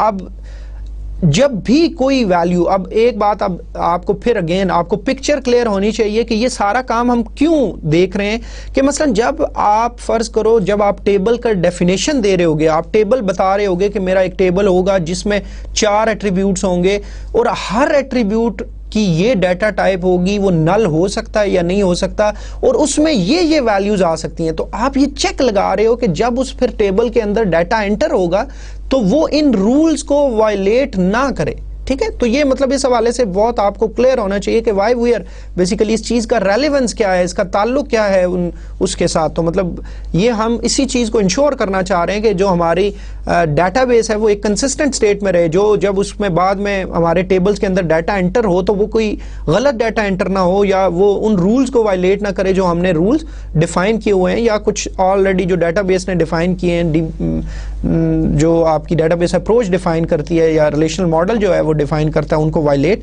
ना करे। अब कीप इन माइंड के जी इन अ कॉलम कांस्टेंट, मतलब अब हमने जैसे कहा था जी चेक जो है वो 2 तरह से लग सकता है, एक कॉलम के ऊपर कांस्टेंट लग सकता है और एक पूरे टेबल के ऊपर लग सकता है। तो जब एक कॉलम पे लगा तो जो उसका इम्पैक्ट होगा वो कितने कॉलम्स पे होगा, उसी कॉलम पे होगा जिसके लिए हमने वो कांस्टेंट लगाया है। ठीक है जी, अब इसकी एग्जांपल मैं बड़े क्लियर आपको दूंगा तो फिर आपको जो है वो बहुत आसानी से ये बात समझ आ जाएगी। मिसाल के तौर पे हमारी सेक्स की जो फील्ड है स्टाफ टेबल के अंदर, उसके अंदर हमें पता है जी सेक्स या मेल हो सकती है या फीमेल हो सकती है, और वी एज्यूम्ड या वी बेसिकली स्पेसिफाइड कि जी हम M कैरेक्टर जो है वो मेल के लिए यूज करेंगे और F कैरेक्टर जो है वो फीमेल के लिए यूज करेंगे। तो अब यही वाला फील्ड अब डेफिनेटली अब कीप इन माइंड कि अभी जो हम बात कर रहे हैं कंपोनेंट्स में बात कर रहे हैं, लेकिन आगे जाके देखेंगे कि हम पूरा टेबल कैसे डिफाइन करते हैं। तो अभी हम एक एक एट्रीब्यूट की बात कर रहे हैं, तो मतलब हम इन चीज़ों को समझ रहे हैं, लेकिन डेफिनेटली आगे जाके हम इन सारी चीज़ों को जब एज अ होल पढ़ेंगे तो फिर आपको अगेन चीज़ें और ज़्यादा क्लियर हो जाएंगी। लेकिन अभी आप देखें कि फ़र्ज़ करें आप एक टेबल क्रिएट कर रहे होते स्टाफ का, और स्टाफ में एक फील्ड होती सेक्स की, और आपने बता दिया जी ये कैरेक्टर इसकी डाटा टाइप है कैरेक्टर, और आगे देखें इसमें लेंथ आपने नहीं बताई। लेंथ क्यों नहीं बताई? क्योंकि बाय डिफॉल्ट जो है कैरेक्टर की लेंथ कितनी होती है, 1 होती है, कि एक कैरेक्टर स्टोर कर रहा है। तो हम जो इसमें वैल्यू आ सकती हैं इस एट्रीब्यूट के लिए वो भी एक कैरेक्टर ही है, या मेल आ सकता है M या फीमेल आ सकता है F। तो इसलिए हमने कोई इसको लेंथ स्पेसिफाई नहीं की। लेकिन अगर फर्ज करो ये मेल होता और फीमेल होता तो हम फिर मे बी इसकी 6 जो है वो लेंथ दे देते, पूरा पूरा लिखना होता, लेकिन हम इसको इसी तरह कर रहे हैं। उसके बाद हमने स्पेस दे के जो पिछला कॉन्स्टेंट्स हमने पढ़ा था रिक्वायर्ड डाटा का कि जी हम नॉट नल, इसके लिए मैंडेटरी है कि मतलब आपने ये नहीं छोड़ना कि आप ये नहीं कह सकते कि वो पता नहीं है या वो मेल है या फीमेल है, ठीक है। अब अगला जो है वो डोमेन कॉन्स्टेंट है। डोमेन कॉन्स्टेंट हमने कहा जी पहला उसका मेथड है या मैकेनिज्म है वो चेक क्लॉज के थ्रू हम करते हैं। तो हमने स्पेसिफाई किया चेक, और चेक के बाद पैरेंथेसिस, पैरेंथेसिस के बाद हमने कहा सेक्स इन, और इन का मकसद आपको पता है, आप पहले ये पढ़ चुके हैं। इन आपकी सेट मेंबरशिप होती है कि जो इससे आगे जो सेट है तो इसकी वैल्यू इन्हीं में से हो सकती है, इसके अलावा नहीं हो सकती। तो सेक्स की वैल्यू या एम कैरेक्टर होगी या एफ कैरेक्टर होगी। कोई बंदा गलती से वाई प्रेस कर देता है तो वो इसको एक्सेप्ट नहीं करेगा, क्यों? क्योंकि वो इसको मैच करेगा, या एम होना चाहिए या एफ होना चाहिए, इसके अलावा कोई वैल्यू नहीं होनी चाहिए। तो आई होप कि आपको क्लियर अंडरस्टैंडिंग होगी कि अब जब ये आपने डाटा डिफाइन किया होगा इस तरह इस टेबल के लिए, स्टाफ के लिए, और बाद में आपने डाटा एंट्री शुरू कर दी कि एक मसलन जैसे जॉन वाइट है, और आप उसके आगे जब उसकी सेक्स आप आइडेंटिफाई करेंगे, आप बताएंगे जी कि मेल है या फीमेल है, तो वो फिर इसको आपको अलाउ करेगा। एम या एफ, इन 2 कैरेक्टर्स के अलावा कोई भी चीज़ वो जो है वो अलाउ नहीं करेगा। जो दूसरा हमारा मैकेनिज्म है डोमेन कॉन्स्टेंट को स्पेसिफाई करने का, वो है क्रिएट डोमेन की स्टेटमेंट के थ्रू। लेकिन कीप इन माइंड कि ये डोमेन जो है वो तमाम DBMS जो है इसको सपोर्ट नहीं करते। तो मतलब बाज़ औक़ात हो सकता है कि ये कुछ DBMS में, कुछ टूल्स में ये वर्क करे, कुछ में ना करे, लेकिन ये ISO के जो स्टैंडर्ड है उसमें है इंक्लूडेड, तो इट कुड बी मतलब अवेलेबल। लेकिन इसका सिंटैक्स हम देख लेते हैं। It's very simple, create domain. Again आपको याद होना चाहिए जब हमने SQL की वो जो DML पढ़ी थी तो उसमें हमने ये कहा था कि SQL की जो नोटेशन हम यूज़ करेंगे इसके अंदर वो BNF, उसकी कुछ खास कैरेक्टरिस्टिक हैं कि जी मसलन जो कैपिटल में होंगे वो रिजर्व वर्ड्स होंगे, जो सेंटेंस केस या वो जो लोअर में होंगे वो बेसिकली आपके यूज़र डिफाइंड वो चीज़ें होंगी, और जो स्क्वायर्स में होगा वो ऑप्शनल होगा, जो करली ब्रेसेस में होगा वो मैंडेटरी होगा, एंड सो ऑन। कुछ इस किस्म के रूल्स हमने, और जो वो जो वर्टिकल बार थी या जो पाइप साइन था वो हमारा जो है अल्टरनेटिव्स के लिए होगा। तो ये हमने चीज़ें ये तमाम जो है ऑलरेडी हमने डिस्कस की थी, और ये अगर आपके जहन में होंगी तो आपको चीज़ें जो है ना वो बड़ी आसानी के साथ यहाँ पे क्लियर हो जाएंगी। अब अगर आप अपनी स्क्रीन पे देखें तो हमारी जो स्टेटमेंट है वो है क्रिएट डोमेन, और ये कीवर्ड है। उसके बाद आप जो भी डोमेन जो है वो डिफाइन करना चाह रहे हैं उसका कोई भी नाम, जैसे हमने SQL आइडेंटिफायर के अंदर डिस्कस किया था, आप जो भी नाम देना चाहते हैं आप दे सकते हैं। उसके बाद एज का ऑप्शनल वर्ड है, उसके बाद उसकी डाटा टाइप आप डिफाइन करते हैं, उस जो भी डोमेन है, ठीक है। फिर अगेन ऑप्शनल है डिफॉल्ट, और डिफॉल्ट की ऑप्शन है, ये वैल्यू आप खुद से स्पेसिफाई करोगे। अब डिफॉल्ट क्या होता है इसको समझ लें, बड़े अच्छे तरीके से समझ लें ताकि आपको पता हो। मसलन फर्ज करें हम एक एट्रीब्यूट जो है वो स्पेसिफाई कर रहे हैं, फर्ज कर सेक्स का ही एट्रीब्यूट की बात करते हैं, तो हम ये कहते हैं कि अगर कोई यूजर मतलब बाकी सारे एट्रीब्यूट्स की या कॉलम्स की वैल्यू एंटर करता है लेकिन सेक्स की एंटर नहीं भी करता ना, तो डिफॉल्ट जो है ना वो उसको मेल कर दो। तो ये डिफॉल्ट होती है कि आप अगर ना भी एंटर करें तो फिर वो डिफॉल्ट वैल्यू जो भी आपने स्पेसिफाई की होगी वो ले लेगा। मिसाल के तौर पे फर्ज करें जी आप मार्क्स की फील्ड है, तो मार्क्स में नहीं कुछ एंटर करते तो आप कहो जी बाय डिफॉल्ट जो है वो जीरोस में स्टोर कर दो। फर्ज करो जी सैलरी की फील्ड है, और फर्ज करो आप कहते हो जी कि किसी बंदे की सैलरी नहीं देते, तो वो जो मिनिमम सैलरी है जो कि हम कहते हैं जी 9,000 पाउंड, वो आप उसकी फील्ड में बाय डिफॉल्ट। तो मतलब कोई भी ऐसी चीज़ें जो है आप जो है वो डिफ़ॉल्ट के ऑप्शन के थ्रू आप स्टोर करवा सकते हैं उस फील्ड के अंदर, उस कॉलम के अंदर, जो भी वो उसकी एक जो है लीगल वैल्यू हो सकती है। और फिर अगेन आप देखें कि इसका आखिरी जो आपका ऑप्शनल है वो है चेक। वही जो जिस तरह चेक हमने किसी एट्रीब्यूट कॉलम पे लगाया था, इधर भी इस डोमेन के ऊपर चेक के जी इसकी जो वैल्यूज आएंगी वो इनमें से हों। तो मतलब ये उसका अल्टरनेटिव वे है कि हम वही वाला डोमेन कंस्ट्रेंट इस क्रिएट डोमेन स्टेटमेंट के थ्रू भी जो है वो अप्लाई कर सकते हैं। तो इसकी हम एग्जांपल देख लेते हैं, तो होपफुली आपको चीज़ें क्लियर हो जाएंगी। अब क्रिएट डोमेन की उसी वो जो हमने पिछले वो जो चेक क्लॉज के थ्रू जो सेक्स एट्रीब्यूट या कॉलम के लिए हमने काम किया था, अब उसी को हम जो है वो डिफरेंट तरीके से करेंगे और वो हम क्रिएट डोमेन के स्टेटमेंट के थ्रू करेंगे। आप अपनी स्क्रीन पे देख सकते होंगे कि हम स्टेटमेंट है क्रिएट डोमेन और इस डोमेन का नाम, अब अगेन जब भी क्रिएट का लफ्ज आएगा तो क्रिएट मीन्स कि you are working with a data definition, ठीक है जी। और डाटा डेफिनेशन मीन्स के you are creating a database object, और ये भी ऑब्जेक्ट हो सकता है। मसलन ऑब्जेक्ट्स हमारे डेटाबेस के बहुत डिफरेंट किस्म के हो सकते हैं, जैसे टेबल हो सकता है, व्यू हो सकता है, डोमेन हो सकती है, कोई और कॉन्स्ट्रेंट हो सकता है एंड सो ऑन। तो जो भी क्रिएट के हवाले से जो भी चीज़ें होंगी वो कोई ना कोई ऑब्जेक्ट होगा, तो हम उसको इट मीन्स कि हम क्रिएट कर रहे हैं। तो क्रिएट डोमेन, और उस डोमेन का नाम जैसे हमने बताया कि कोई भी आप नाम रख सकते हैं, आपकी मर्जी है। तो आपने उसका नाम रखा सेक्स टाइप, और एज का कीवर्ड है, और उसके बाद हमने उस डोमेन की डाटा टाइप बतानी होती है। तो हमने उसकी डाटा टाइप क्या बताई, कैरेक्टर बताई। डिफॉल्ट वैल्यू उसकी देखें हमने क्या सेट कर दी, एम, मींस कि अगर कोई वैल्यू यूजर नहीं सप्लाई करता, मसलन बाकी फील्ड्स के लिए तो वैल्यू दे देता है लेकिन सेक्स के लिए नहीं देता, तो जो डिफॉल्ट वैल्यू होगी फिर क्या उसमें एंटर हो जाएगी, एम खुद से डीबीएमएस उसमें स्टोर कर देगा। तो आप ये आप इमेजिन कर सकते हैं कि मसलन डीबीएमएस और ये जो हमारे इंटीग्रिटी एनहांसमेंट फीचर हैं, जो हमारे कॉन्स्ट्रेंट्स हैं, ये हमें कितना हेल्प कर रहे हैं चीज़ों को ईजी करने के लिए, चीज़ों को ऑटोमेट करने के हवाले से। उसके बाद नीचे देखें कि जो ऑप्शनल एक और जो चीज़ है वो चेक थी हमारी, और हम चेक कर रहे हैं कि जो वैल्यू इन है इसके अंदर, जो वैल्यू इसके अंदर आ सकती है वो 2 कैरेक्टर्स ही आ सकते हैं, इन 2 के अलावा कोई कैरेक्टर नहीं आ सकता, मेल और फीमेल। अच्छा, अब ये देखें कि ये तो हमने डोमेन क्रिएट कर ले, लेकिन हमने तो एक्चुअली उस कॉलम को वो सेट करना था कि वो उस कॉलम के अंदर ये चीज़ें, मतलब उसको कॉलम से कैसे रिलेट करना है। तो उसके लिए आपको जब आप फिर उस टेबल की डेफिनेशन के अंदर आप क्या करेंगे, आपने देखें नीचे लिखा सेक्स, सेक्स वही कॉलम का नाम है उस टेबल के अंदर, स्टाफ के अंदर। उसके आगे आप बजाय आपने डाटा टाइप और वो जो बाकी सारी चीज़ें हैं वो लिखने के, आपने सिर्फ क्या लिख देना है, इधर डोमेन लिख देनी है।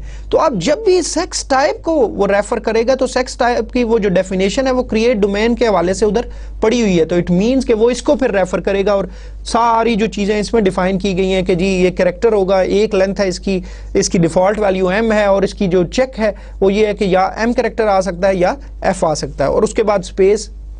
तो मसलन इससे हमारी टेबल डेफिनेशन भी जो है वो छोटी हो जाएगी अगर हम डोमेन जो है वो अलग से डिफाइन करें। और फिर अगर हमने ये डोमेन फर्ज करें, ये डोमेन मल्टीपल फील्ड्स के लिए यूज़ हो सकती है, तो फिर इसका फ़ायदा ये भी है कि इसी को आप बार बार जो है वो यूज़ भी कर सकते हैं। तो मतलब इसके अपने फ़ायदे हैं और इसके अपने जो है वो कुछ प्रोज एंड कॉन्स हैं। तो आप देखें उसके बाद हमने सेक्स टाइप और स्पेस नॉट नल कर दिया। तो अब ये डेफिनेशन इक्विवेलेंट है वो जो पिछली हमने स्लाइड पे देखी थी उसके, लेकिन 2 डिफरेंट मैकेनिज्म्स के थ्रू हमने डोमेन कॉन्स्ट्रेंट जो है वो स्पेसिफाई कर दिए हैं। आई होप आपको ये चीज़ क्लियर हो गई होगी। अच्छा, जो सर्च कंडीशन होती है डोमेन के अंदर, it could also include a table lookup. मिसाल के तौर पे फर्ज करें कि जैसे आपका ब्रांच और स्टाफ का टेबल है, ठीक है, तो आप देखें कि मसलन जो ब्रांच का टेबल है उसके अंदर हम क्या स्पेसिफाई कर रहे हैं, हमारी तमाम ब्रांचेस जो हैं उनकी डिटेल्स उसके अंदर पड़ी हुई हैं, ठीक है। तो मसलन फ़र्ज़ करें जी हमारी ब्रांच जो थी वो उसकी वैल्यूज़ 4 ब्रांचेस की पड़ी हुई है, एक B001 है, एक B002 है, एक B003 है, एक B004 है, 4 ब्रांचेस हैं हमारे पास। अब जो स्टाफ के अंदर भी ब्रांच नंबर का जो एट्रीब्यूट या कॉलम मौजूद है और हर staff is assigned to a particular branch, तो डेफिनेटली अब जो किसी भी स्टाफ मेंबर की जो ब्रांच होनी चाहिए तो लॉजिकली वो उन्हीं 4 में से होनी चाहिए, उसके अलावा नहीं होनी चाहिए। मतलब जब ब्रांचेस हैं ही या B001 या 2 या 3 या 4, तो जो कोई भी स्टाफ मेंबर है उसको अगर मैं 10 ब्रांच नंबर असाइन कर दूं तो मतलब ये तो लॉजिकली इसकी सेंस नहीं बनती कि हम एक तरफ कह रहे हैं जी कि हमारी तो 4 ब्रांचेस सिर्फ एग्जिस्ट करती हैं, 1 2 3 और 4, तो मैं कैसे किसी को 10 असाइन कर सकता हूँ?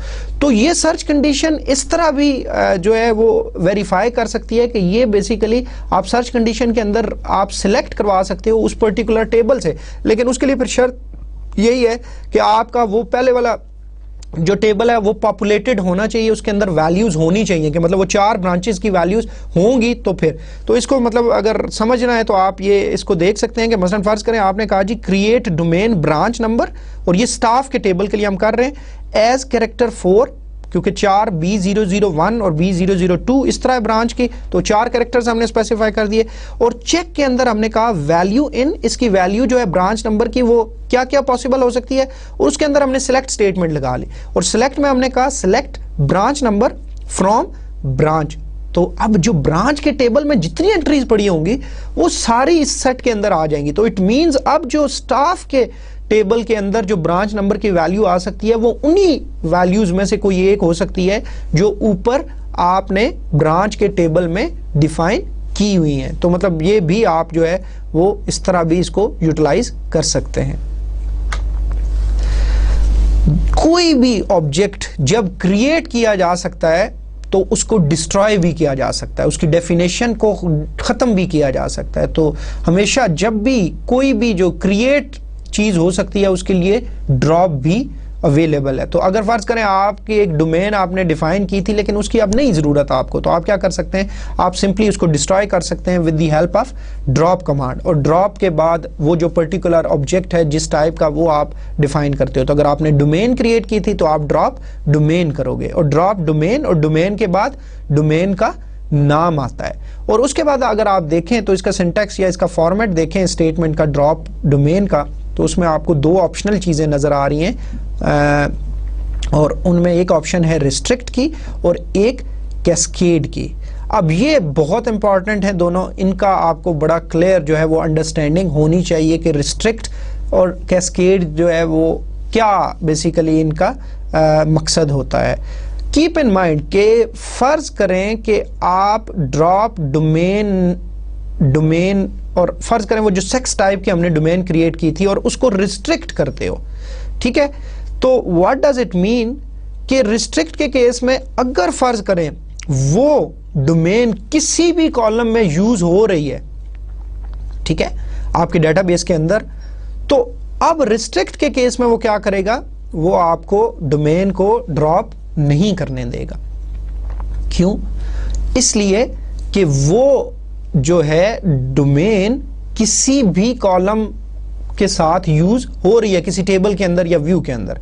तो अगर आप देखें तो सेक्स वाला जो कॉलम है उसके लिए ये डोमेन यूज हो रही है, तो इट मींस कि this domain is in use by the sex column in staff table. तो रिस्ट्रिक्ट के केस में इसको वो डिलीट नहीं करने देगा आपको, मतलब ड्रॉप नहीं करने देगा, इसकी डेफिनेशन डिस्ट्रॉय नहीं होगी। कैस्केड दूसरी ऑप्शन है, ठीक है।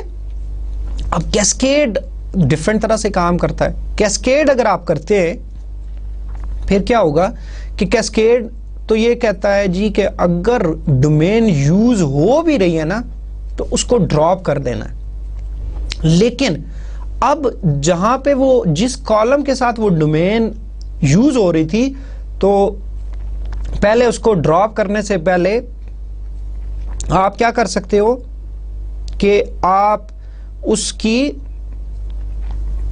जो डाटा टाइप है उस डोमेन के अंदर डिफाइंड है वो उस कॉलम के साथ स्पेसिफाई कर दो। मतलब आप नहीं करोगे, खुद DBMS करेगा। और कोई भी जो कॉन्स्ट्रेंट्स हैं जो आपने अप्लाई किए हुए हैं या कोई डिफॉल्ट आपने अप्लाई किया हुआ है तो वो ऑटोमेटिकली जो है रिलेट हो जाएगा उस कॉलम के साथ। तो इस तरह जो है फिर हमारा रिस्ट्रिक्ट और कैस्केड जो है ये दोनों ऑप्शंस काम करती हैं। तो आई रिपीट अगेन ताकि आपको ये चीज़ क्लियर हो जाए, अगर आप रिस्ट्रिक्ट यूज़ करते हैं तो रिस्ट्रिक्ट में क्या होगा कि अगर वो डोमेन किसी कॉलम के साथ एसोसिएटेड है, यूज़ हो रही है, तो फिर वो रिस्ट्रिक्ट के केस में वो DBMS उसको ड्रॉप नहीं करने देगा। लेकिन कैस्केड के केस में क्या होता है कि कैस्केड के केस में वो पहले उस डोमेन में से सारी जो इन्फॉर्मेशन है वो एक्सट्रैक्ट करेगा कि मसलन उसकी डाटा टाइप क्या थी, उसमें डिफॉल्ट कोई वैल्यू लगी हुई थी या नहीं, या चेक कंडीशन लगी हुई थी, और अगर वो पॉसिबल होता है तो वो क्या करेगा, वो उस जिस कॉलम में वो डोमेन यूज हो रही है पहले उसके साथ एसोसिएट कर देगा और फिर उस डोमेन को जो है वो क्या कर देगा, ड्रॉप कर देगा। तो this is the difference between restrict and cascade. और ये रिस्ट्रिक्ट और कैस्केड जो है इनका बहुत यूज आना है आगे इस ऑप्शंस का, तो इनका मतलब ऑलमोस्ट एक ही तरह का है। तो अगर आपको एक जगह पे ये कॉन्सेप्ट समझ आ जाता है तो ये कॉन्सेप्ट इसी फॉर्म में जो है मुख्तलिफ जगहों पे अप्लाई होता रहेगा। हमारा कॉन्स्ट्रेंट है जी वो एंटिटी इंटीग्रिटी कॉन्स्ट्रेंट है, और आपको अच्छी तरह याद होगा कि एंटिटी इंटीग्रिटी कॉन्स्ट्रेंट हमने पढ़ा था कि वो जो प्राइमरी कीज के हवाले से होता है कि जो primary key of a table must contain a unique non null value for each row, कि जी आपकी हर जो प्राइमरी की है किसी भी टेबल की या तो डुप्लीकेट वैल्यूज भी नहीं होंगी उसकी, और दूसरी बात कि नल भी उसमें के अंदर नहीं आ सकता। और आईएसओ के अंदर मतलब जो एसक्यूएल डिफाइन करता है स्टैंडर्ड, आईएसओ जो डिफाइन करता है एसक्यूएल के लिए स्टैंडर्ड, उसके अंदर जो प्राइमरी की या एंटिटी इंटीग्रिटी है उसको जो कंस्ट्रेंट को रिप्रेजेंट करने के लिए प्राइमरी की का क्लॉज यूज होता है। और डेफिनेटली ये जो है ये किसी भी क्रिएट या अल्टर टेबल की का जो है वो स्टेटमेंट के अंदर यूज होगा। चूंकि ये स्टेटमेंट्स हम आगे जाके पढ़ेंगे तो हम इनके ऊपर डिटेल से बात करेंगे। तो मसलन कोई भी जब आप किसी टेबल को डिफाइन कर रहे होंगे तो अभी अगेन मैं आपको बता रहा हूं कि अभी हम ये इंडिविजुअल कंपोनेंट्स पढ़ रहे हैं कि कैसे किसी एक कॉलम को जो है आप डिफाइन करते हो, उसका रिक्वायर्ड डाटा डिफाइन करते हो, या उसका डोमेन कॉन्स्टेंट करते हो, या उसको प्राइमरी की जो है वो डिफाइन करते हो। इसके बाद हम फॉरेन की बात भी करेंगे रेफरेंशियल इंटीग्रिटी में, लेकिन फिर फाइनली हम इस सारी पिक्चर्स को, इन छोटे छोटे कंपोनेंट्स को मिला के हम एक बड़ी चीज़ बनाएंगे और वो हमारा टेबल होगा। ठीक है जी। तो अब आप देखें कि मसलन कोई भी टेबल है उसमें आपने स्पेसिफाई करना है एंटिटी इंटीग्रिटी कॉन्स्ट्रेंट, तो वो किस क्लॉज के थ्रू करेंगे या कीवर्ड्स के थ्रू, प्राइमरी स्पेस की। उसके बाद पैरेंथेसिस के अंदर वो आप एट्रीब्यूट आप बता दोगे, उसका नाम लिख दोगे जो आपने प्राइमरी की के तौर पे यूज करना है। अच्छा, अब स्टाफ के टेबल में आप देखें कि स्टाफ नंबर जो है हमारी प्राइमरी की थी, तो इसलिए हमने स्टाफ नंबर इधर लिख लिया। अब ये सिंपल हमारी की है तो इसलिए हमने एक एट्रीब्यूट लिखा। इसी तरह आप प्रॉपर्टी फॉर रेंट के टेबल में देखें तो आप लिखोगे प्राइमरी स्पेस की और ब्रैकेट में प्रॉपर्टी नंबर, क्योंकि प्रॉपर्टी फॉर रेंट के टेबल के अंदर जो आपकी प्रॉपर्टी नंबर का एट्रीब्यूट है वो एज अ प्राइमरी की काम कर रहा है। और इसी तरह जो व्यूइंग का टेबल है उसके अंदर दो फील्ड्स हैं जो मिल के जो है वो प्राइमरी की बना रही है, कंपोजिट की है आपकी, और उसमें client number comma property number. तो इट मींस कि प्राइमरी की अगर आपकी कंपोजिट है तो आप कॉमा सेपरेटेड लिस्ट के थ्रू उसको आइडेंटिफाई कर सकते हो। लेकिन एक इंपॉर्टेंट बात कि किसी एक टेबल की एक ही प्राइमरी की हो सकती है। तो इट मींस कि जब आप एक टेबल को डिफाइन कर रहे होंगे तो किसी भी एक टेबल के अंदर जो प्राइमरी की का क्लॉज है वो जस्ट एक दफा आ सकता है, एक से ज्यादा दफा नहीं आ सकता। लेकिन मतलब मल्टीपल टेबल्स है तो उन हर एक के लिए एक एक आपका जो है वो प्राइमरी की का क्लॉज आएगा। I hope it's clear. Entity integrity के हवाले से मजीद के मसलन फर्ज करें बाज़ औक़ात आपकी कुछ और फील्ड्स भी ऐसी हो सकती हैं, कॉलम्स ऐसे हो सकते हैं जैसे आपकी अल्टरनेट कीज हैं या जो कैंडिडेट कीज थी, उनको भी आप यूनिक रखना चाहते हैं फर्ज करें तो आप उनको भी यूनिक रख सकते हो। और उसके लिए भी आपका जो एसक्यूएल है वो आपको एक कीवर्ड प्रोवाइड करती है जिसके थ्रू आप जो है उनकी यूनिकनेस भी रख सकती हो। मतलब एक्सेप्ट प्राइमरी की तो होनी यूनिक है और नल भी उसमें नहीं आ सकता। लेकिन अगर आप चाहते हो कि कोई और कॉलम भी आपका जो है वो यूनिक वैल्यूज मेंटेन करे, उसमें डुप्लीकेट ना आए, तो आप इसको जो है यूनिक के कीवर्ड के थ्रू जो है वो एक्सप्रेस कर सकते हो। तो कीप इन माइंड कि जी unique clause must also be declared as not null. तो पहली बात है कि मसलन नल अगर दो हो तो वो यूनिक तो नहीं है ना, दोनों नल को हम तो नहीं कह सकते कि वो कैसे, उनकी डुप्लीकेशन को तो हम चेक नहीं कर सकते कि वो एक जैसे हैं या नहीं है। तो इसलिए पहली बात है कि अगर आप डुप्लीकेशन अवॉइड करना चाहते हैं तो then you must declare that field as not null. There may be as many unique clauses per table as required। अब इसमें आपके ऊपर रिस्ट्रिक्शन कोई नहीं है। प्राइमरी की का जो क्लॉज है वो तो हमने कहा जी एक टेबल के अंदर एक दफा आ सकता है, लेकिन जो आपका ये वाला है ना इसके अंदर कोई ऐसी रिस्ट्रिक्शन नहीं है। ठीक है जी।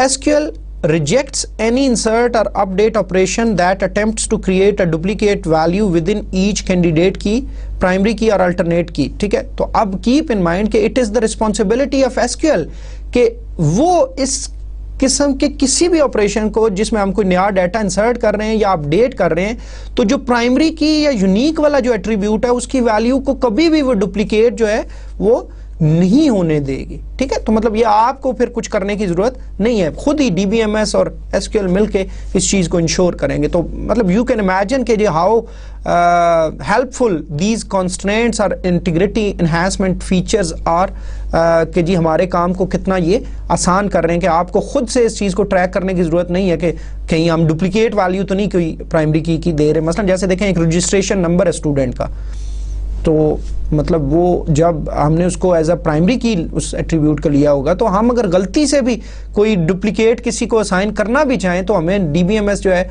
वो SQL जो है हमें फौरन एरर दे देगा कि नहीं जी ये आपने डुप्लीकेट कर दिया है. तो मतलब अगर आपको ये खुद काम इसका ट्रैक रखना पड़ता तो आप सोचें कि आपको बहुत जो है इसके लिए काम करना पड़ता और बाज़ औक़ात फिर आपकी गलती भी हो सकती है. तो उन चीज़ों को अवॉइड करने के लिए जो है आप इन इंटीग्रिटी कॉन्स्टेंट्स का सहारा ले सकते हैं.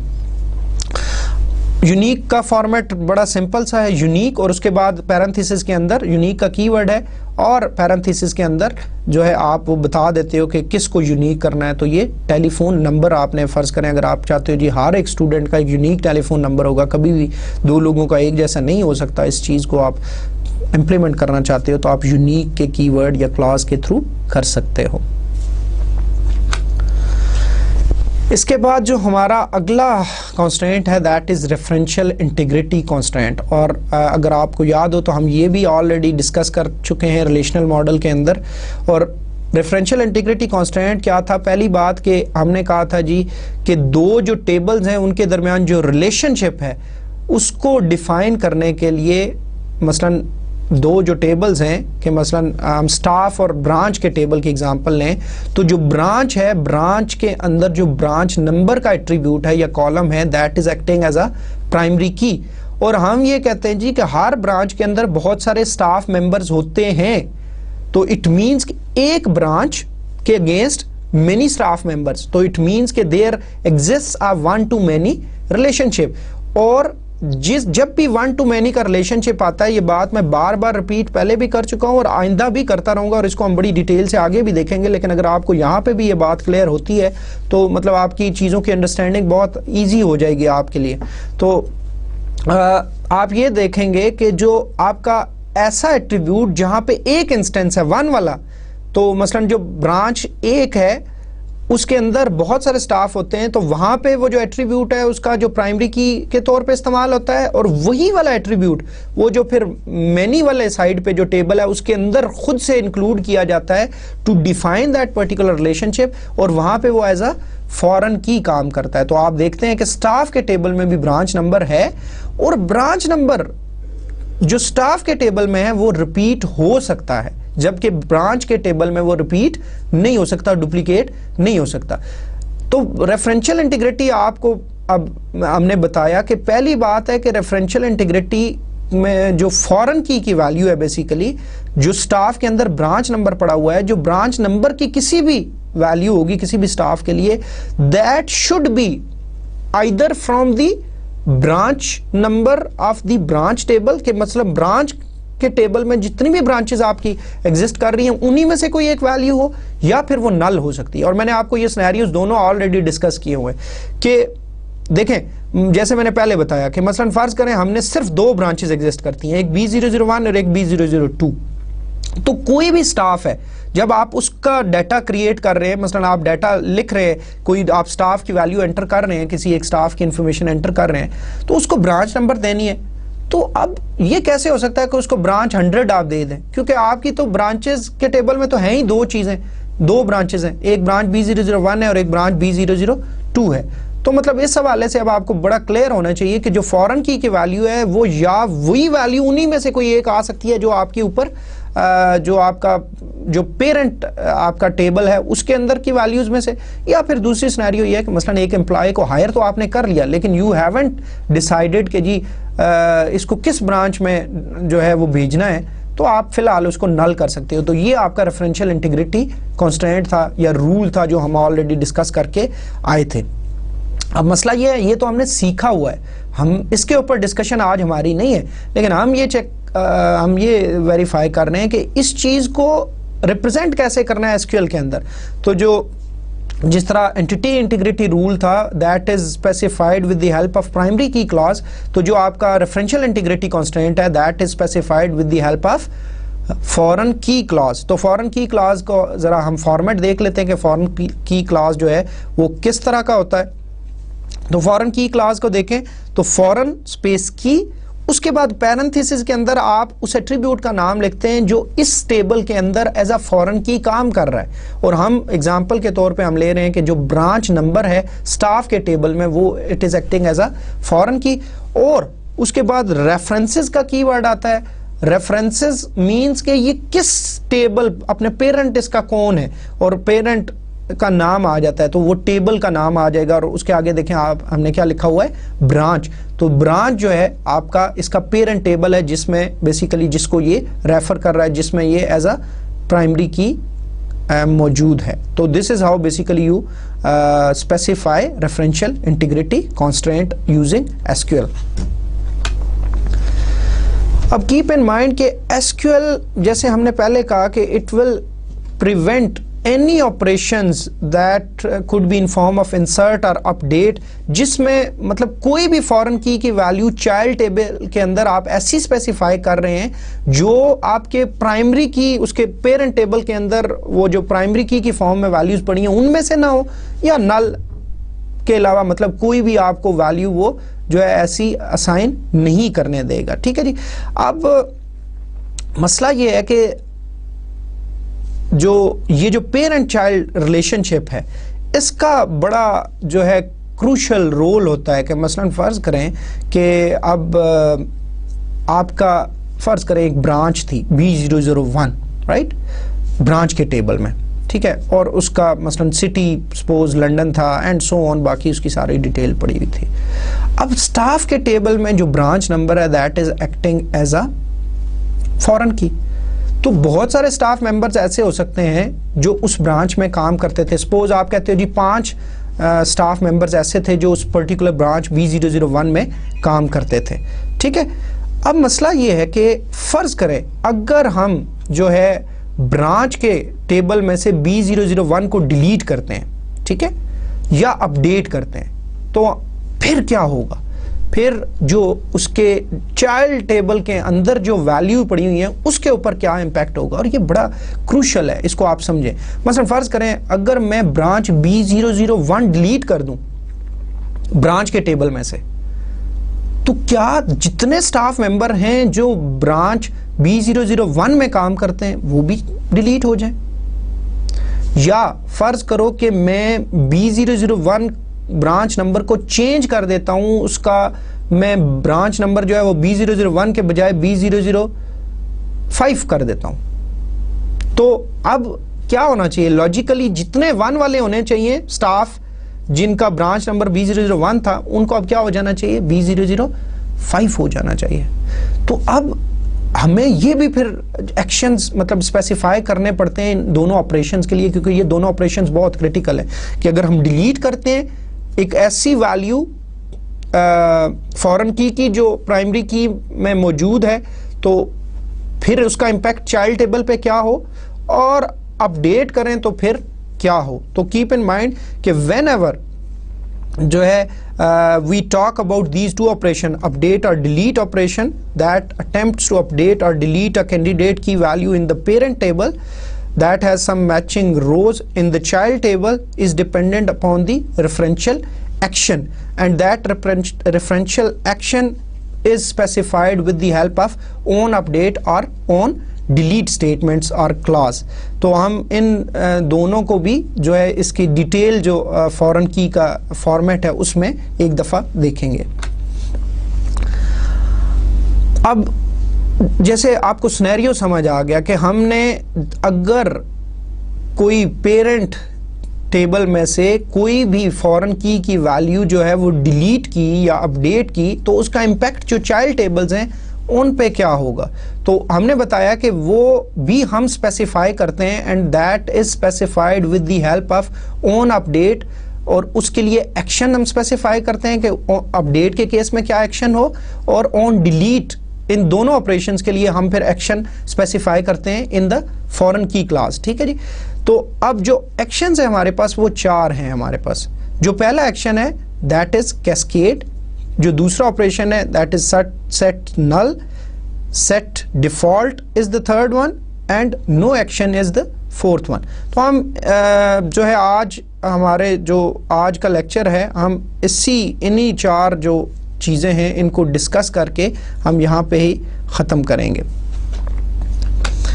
जो कैस्केड है, कैस्केड के ऑप्शन हमें ये बताती है कि अगर फ़र्ज़ करें हम पेरेंट टेबल में से डिलीट कर देते हैं कोई ब्रांच नंबर, फ़र्ज़ करें ब्रांच B001 हमने डिलीट कर दी, तो फिर जितनी भी मैचिंग रोज हैं चाइल्ड टेबल के अंदर, व्हाट डज इट मीन कि स्टाफ मेंबर्स जिनकी ब्रांच B001 है वो सारी रोज भी डिलीट हो जाएंगी। लेकिन you should be very careful, मतलब when you are basically specifying these actions कि जी आपने किस किस्म का एक्शन उसमें लगाना है। तो मतलब डिपेंड्स, आपकी सिचुएशन अगर ऐसी है कि मतलब अगर जब आप कहते हो जी कि वो ब्रांच ही नहीं रही तो अब हमें वो वाले स्टाफ भी डेफिनेटली नहीं रहेगा, तो लॉजिकली सेंस तो बनती है। लेकिन बाज़ वक़्त ये भी हो सकता है कि आप कहो जी नहीं ब्रांच तो हम ख़त्म कर रहे हैं लेकिन जो उसका स्टाफ है हम उसको किसी दूसरी ब्रांच में एडजस्ट कर लेंगे, तो फिर इस सूरत में तो फिर हमें ये हेल्पफुल नहीं है कि हम उसका सारा डाटा जो है उन स्टाफ मेंबर का डिलीट कर दें। तो लेकिन मतलब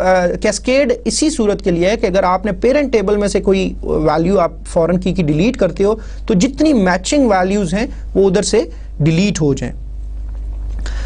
अच्छा, अब फर्ज करें आपने यही काम किया, आपने कहा जी B001 आपने डिलीट किया, अब जितने भी स्टाफ मेंबर्स थे वो सारे स्टाफ मेंबर जो है वो भी डिलीट होंगे, लेकिन स्टाफ मेंबर्स की तो पूरी रोज डिलीट होंगी। अब जब पूरी रोज की हम बात करते हैं तो पूरी रो के अंदर हो सकता है उधर एक और ऐसी कोई फॉरेन की हो या प्राइमरी की हो जिसके ऊपर कोई और जो है वो दूसरे टेबल में रोज जो है वो डिपेंड कर रही हो। तो अब मतलब कोई ऐसी आपकी एट्रीब्यूट जो that is the primary key और मे बी कैंडिडेट की इन दैट पर्टिकुलर रिलेशन, और फिर वो एज अ किसी और टेबल में फॉरेन की जब यूज हो रहा है तो फिर इस सूरत में फिर वो कैस्केड उधर तक जाएगा कि आपकी उसकी भी जितनी मैचिंग रोज हैं वो उधर से भी डिलीट हो जाएंगी। तो मतलब you should be very careful when you are selecting this cascade option, क्योंकि इसका इम्पैक्ट बाज़ औक़ात आप इमेजिन भी नहीं कर सकते कि कितने दूर तक इसका असर हो सकता है। And you should be well aware of this fact कि जी कैस्केड का जो इम्पैक्ट है वो कहाँ तक जाएगा। तो आई होप कि कैस्केड आपको क्लियर हो गया है। जो दूसरी ऑप्शन है हमारे पास वो है सेट नल की। जैसा कि नाम से जाहिर है सेट नल इज कि जी आप अगर पेरेंट में से डिलीट करते हो तो जो चाइल्ड टेबल के अंदर जो उस एट्रीब्यूट के लिए वैल्यू है उसको नल सेट कर दो आप। मसलन कि हम उन रोज को डिलीट नहीं करना चाह रहे हैं, हम ये चाहते हैं जी कि फिलहाल हम उनकी वो ब्रांच नंबर चूंकि रही नहीं तो वो अब उधर नल कर दो, बाकी जो है हम उनको बाद में उनका फैसला करेंगे कि अब उनको कौन सी ब्रांच नंबर हमने असाइन करनी है। तो सपोज हम B001 को डिलीट करने जा रहे हैं, ठीक है, हम B001 को हमने डिलीट कर दिया फ्रॉम द ब्रांच टेबल, तो अब जो स्टाफ जिनका जो ब्रांच नंबर B001 होगा वहां पे क्या आ जाएगा, अगर हम ये एक्शन स्पेसिफाई करेंगे सेट नल का कि वो उनको नल सेट कर देगा। लेकिन इसके लिए एक और अब बड़ी इंपॉर्टेंट बात है, वो इंपॉर्टेंट बात ये है कि गलती से अगर आपने स्टाफ टेबल के अंदर जो ब्रांच नंबर है उसको नॉट नल स्पेसिफाई किया हुआ है तो फिर तो ये आपका काम नहीं हो सकता। ठीक है, तो you should be well aware of this कि जी आपका जो एट्रीब्यूट है जो एज अ फॉरेन की काम कर रहा है आपने उसको नॉट नल स्पेसिफाई नहीं करना। अगर नॉट नल करेंगे तो फिर तो सेट नल तो काम नहीं कर सकता ना, क्योंकि वो फिर अगेन वो तो उधर वाली वायलेशन हो जाएगी कि वो नॉट नल है और आप उसमें नल स्टोर करने की कोशिश कर रहे हैं, तो DBMS तो आपको या SQL तो आपको ये काम नहीं करने देगा। तो you should B clear about that. Set default is the third option. ठीक है जी, कि तीसरा एक्शन जो आप स्पेसिफाई कर सकते हो ऑन डिलीट या ऑन अपडेट के हवाले से वो है सेट डिफ़ॉल्ट का। और डिफ़ॉल्ट मैंने आपको बताया था कि फ़र्ज़ करें आप खुद से कोई वैल्यू सप्लाई नहीं करें तो आप उधर एक डिफ़ॉल्ट वैल्यू दे दें, तो आप अगर उसको ब्लैंक छोड़ देते हैं तो वो डिफ़ॉल्ट वैल्यू जो है वो मिल जाती थी।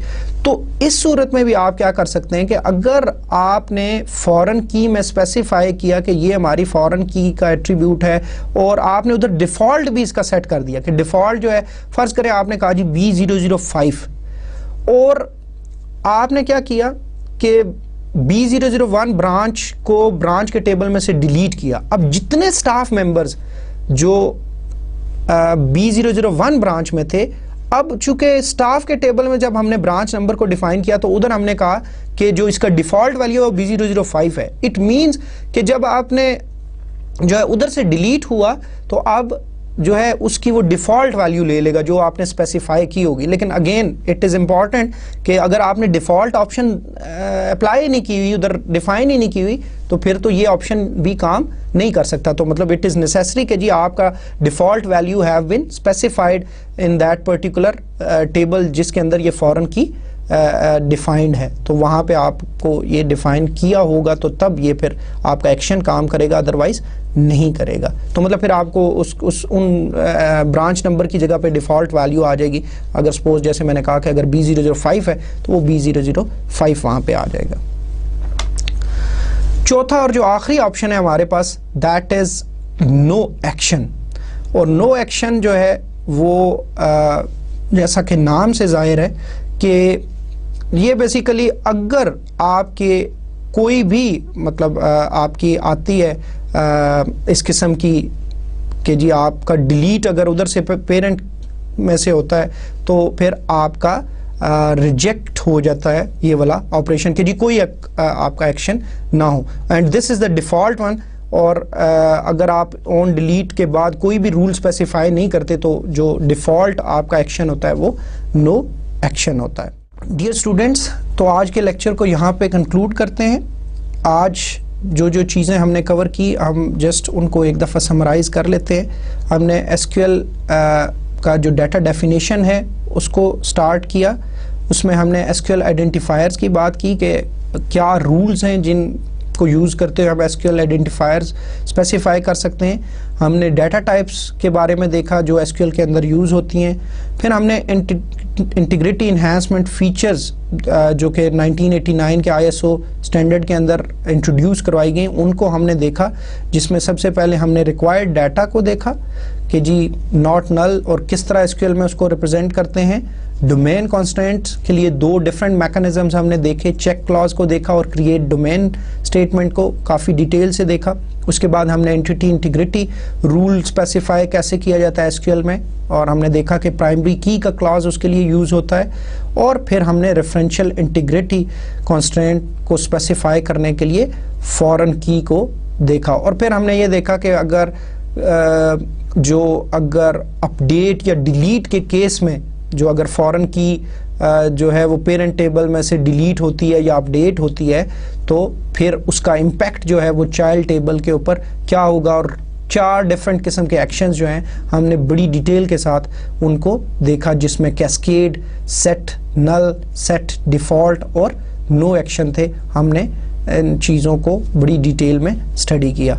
तो इंशाल्लाह आज का लेक्चर यहाँ पे ख़त्म करते हैं और अगले लेक्चर में दोबारा हाज़िर होंगे। अस्सलामु अलैकुम।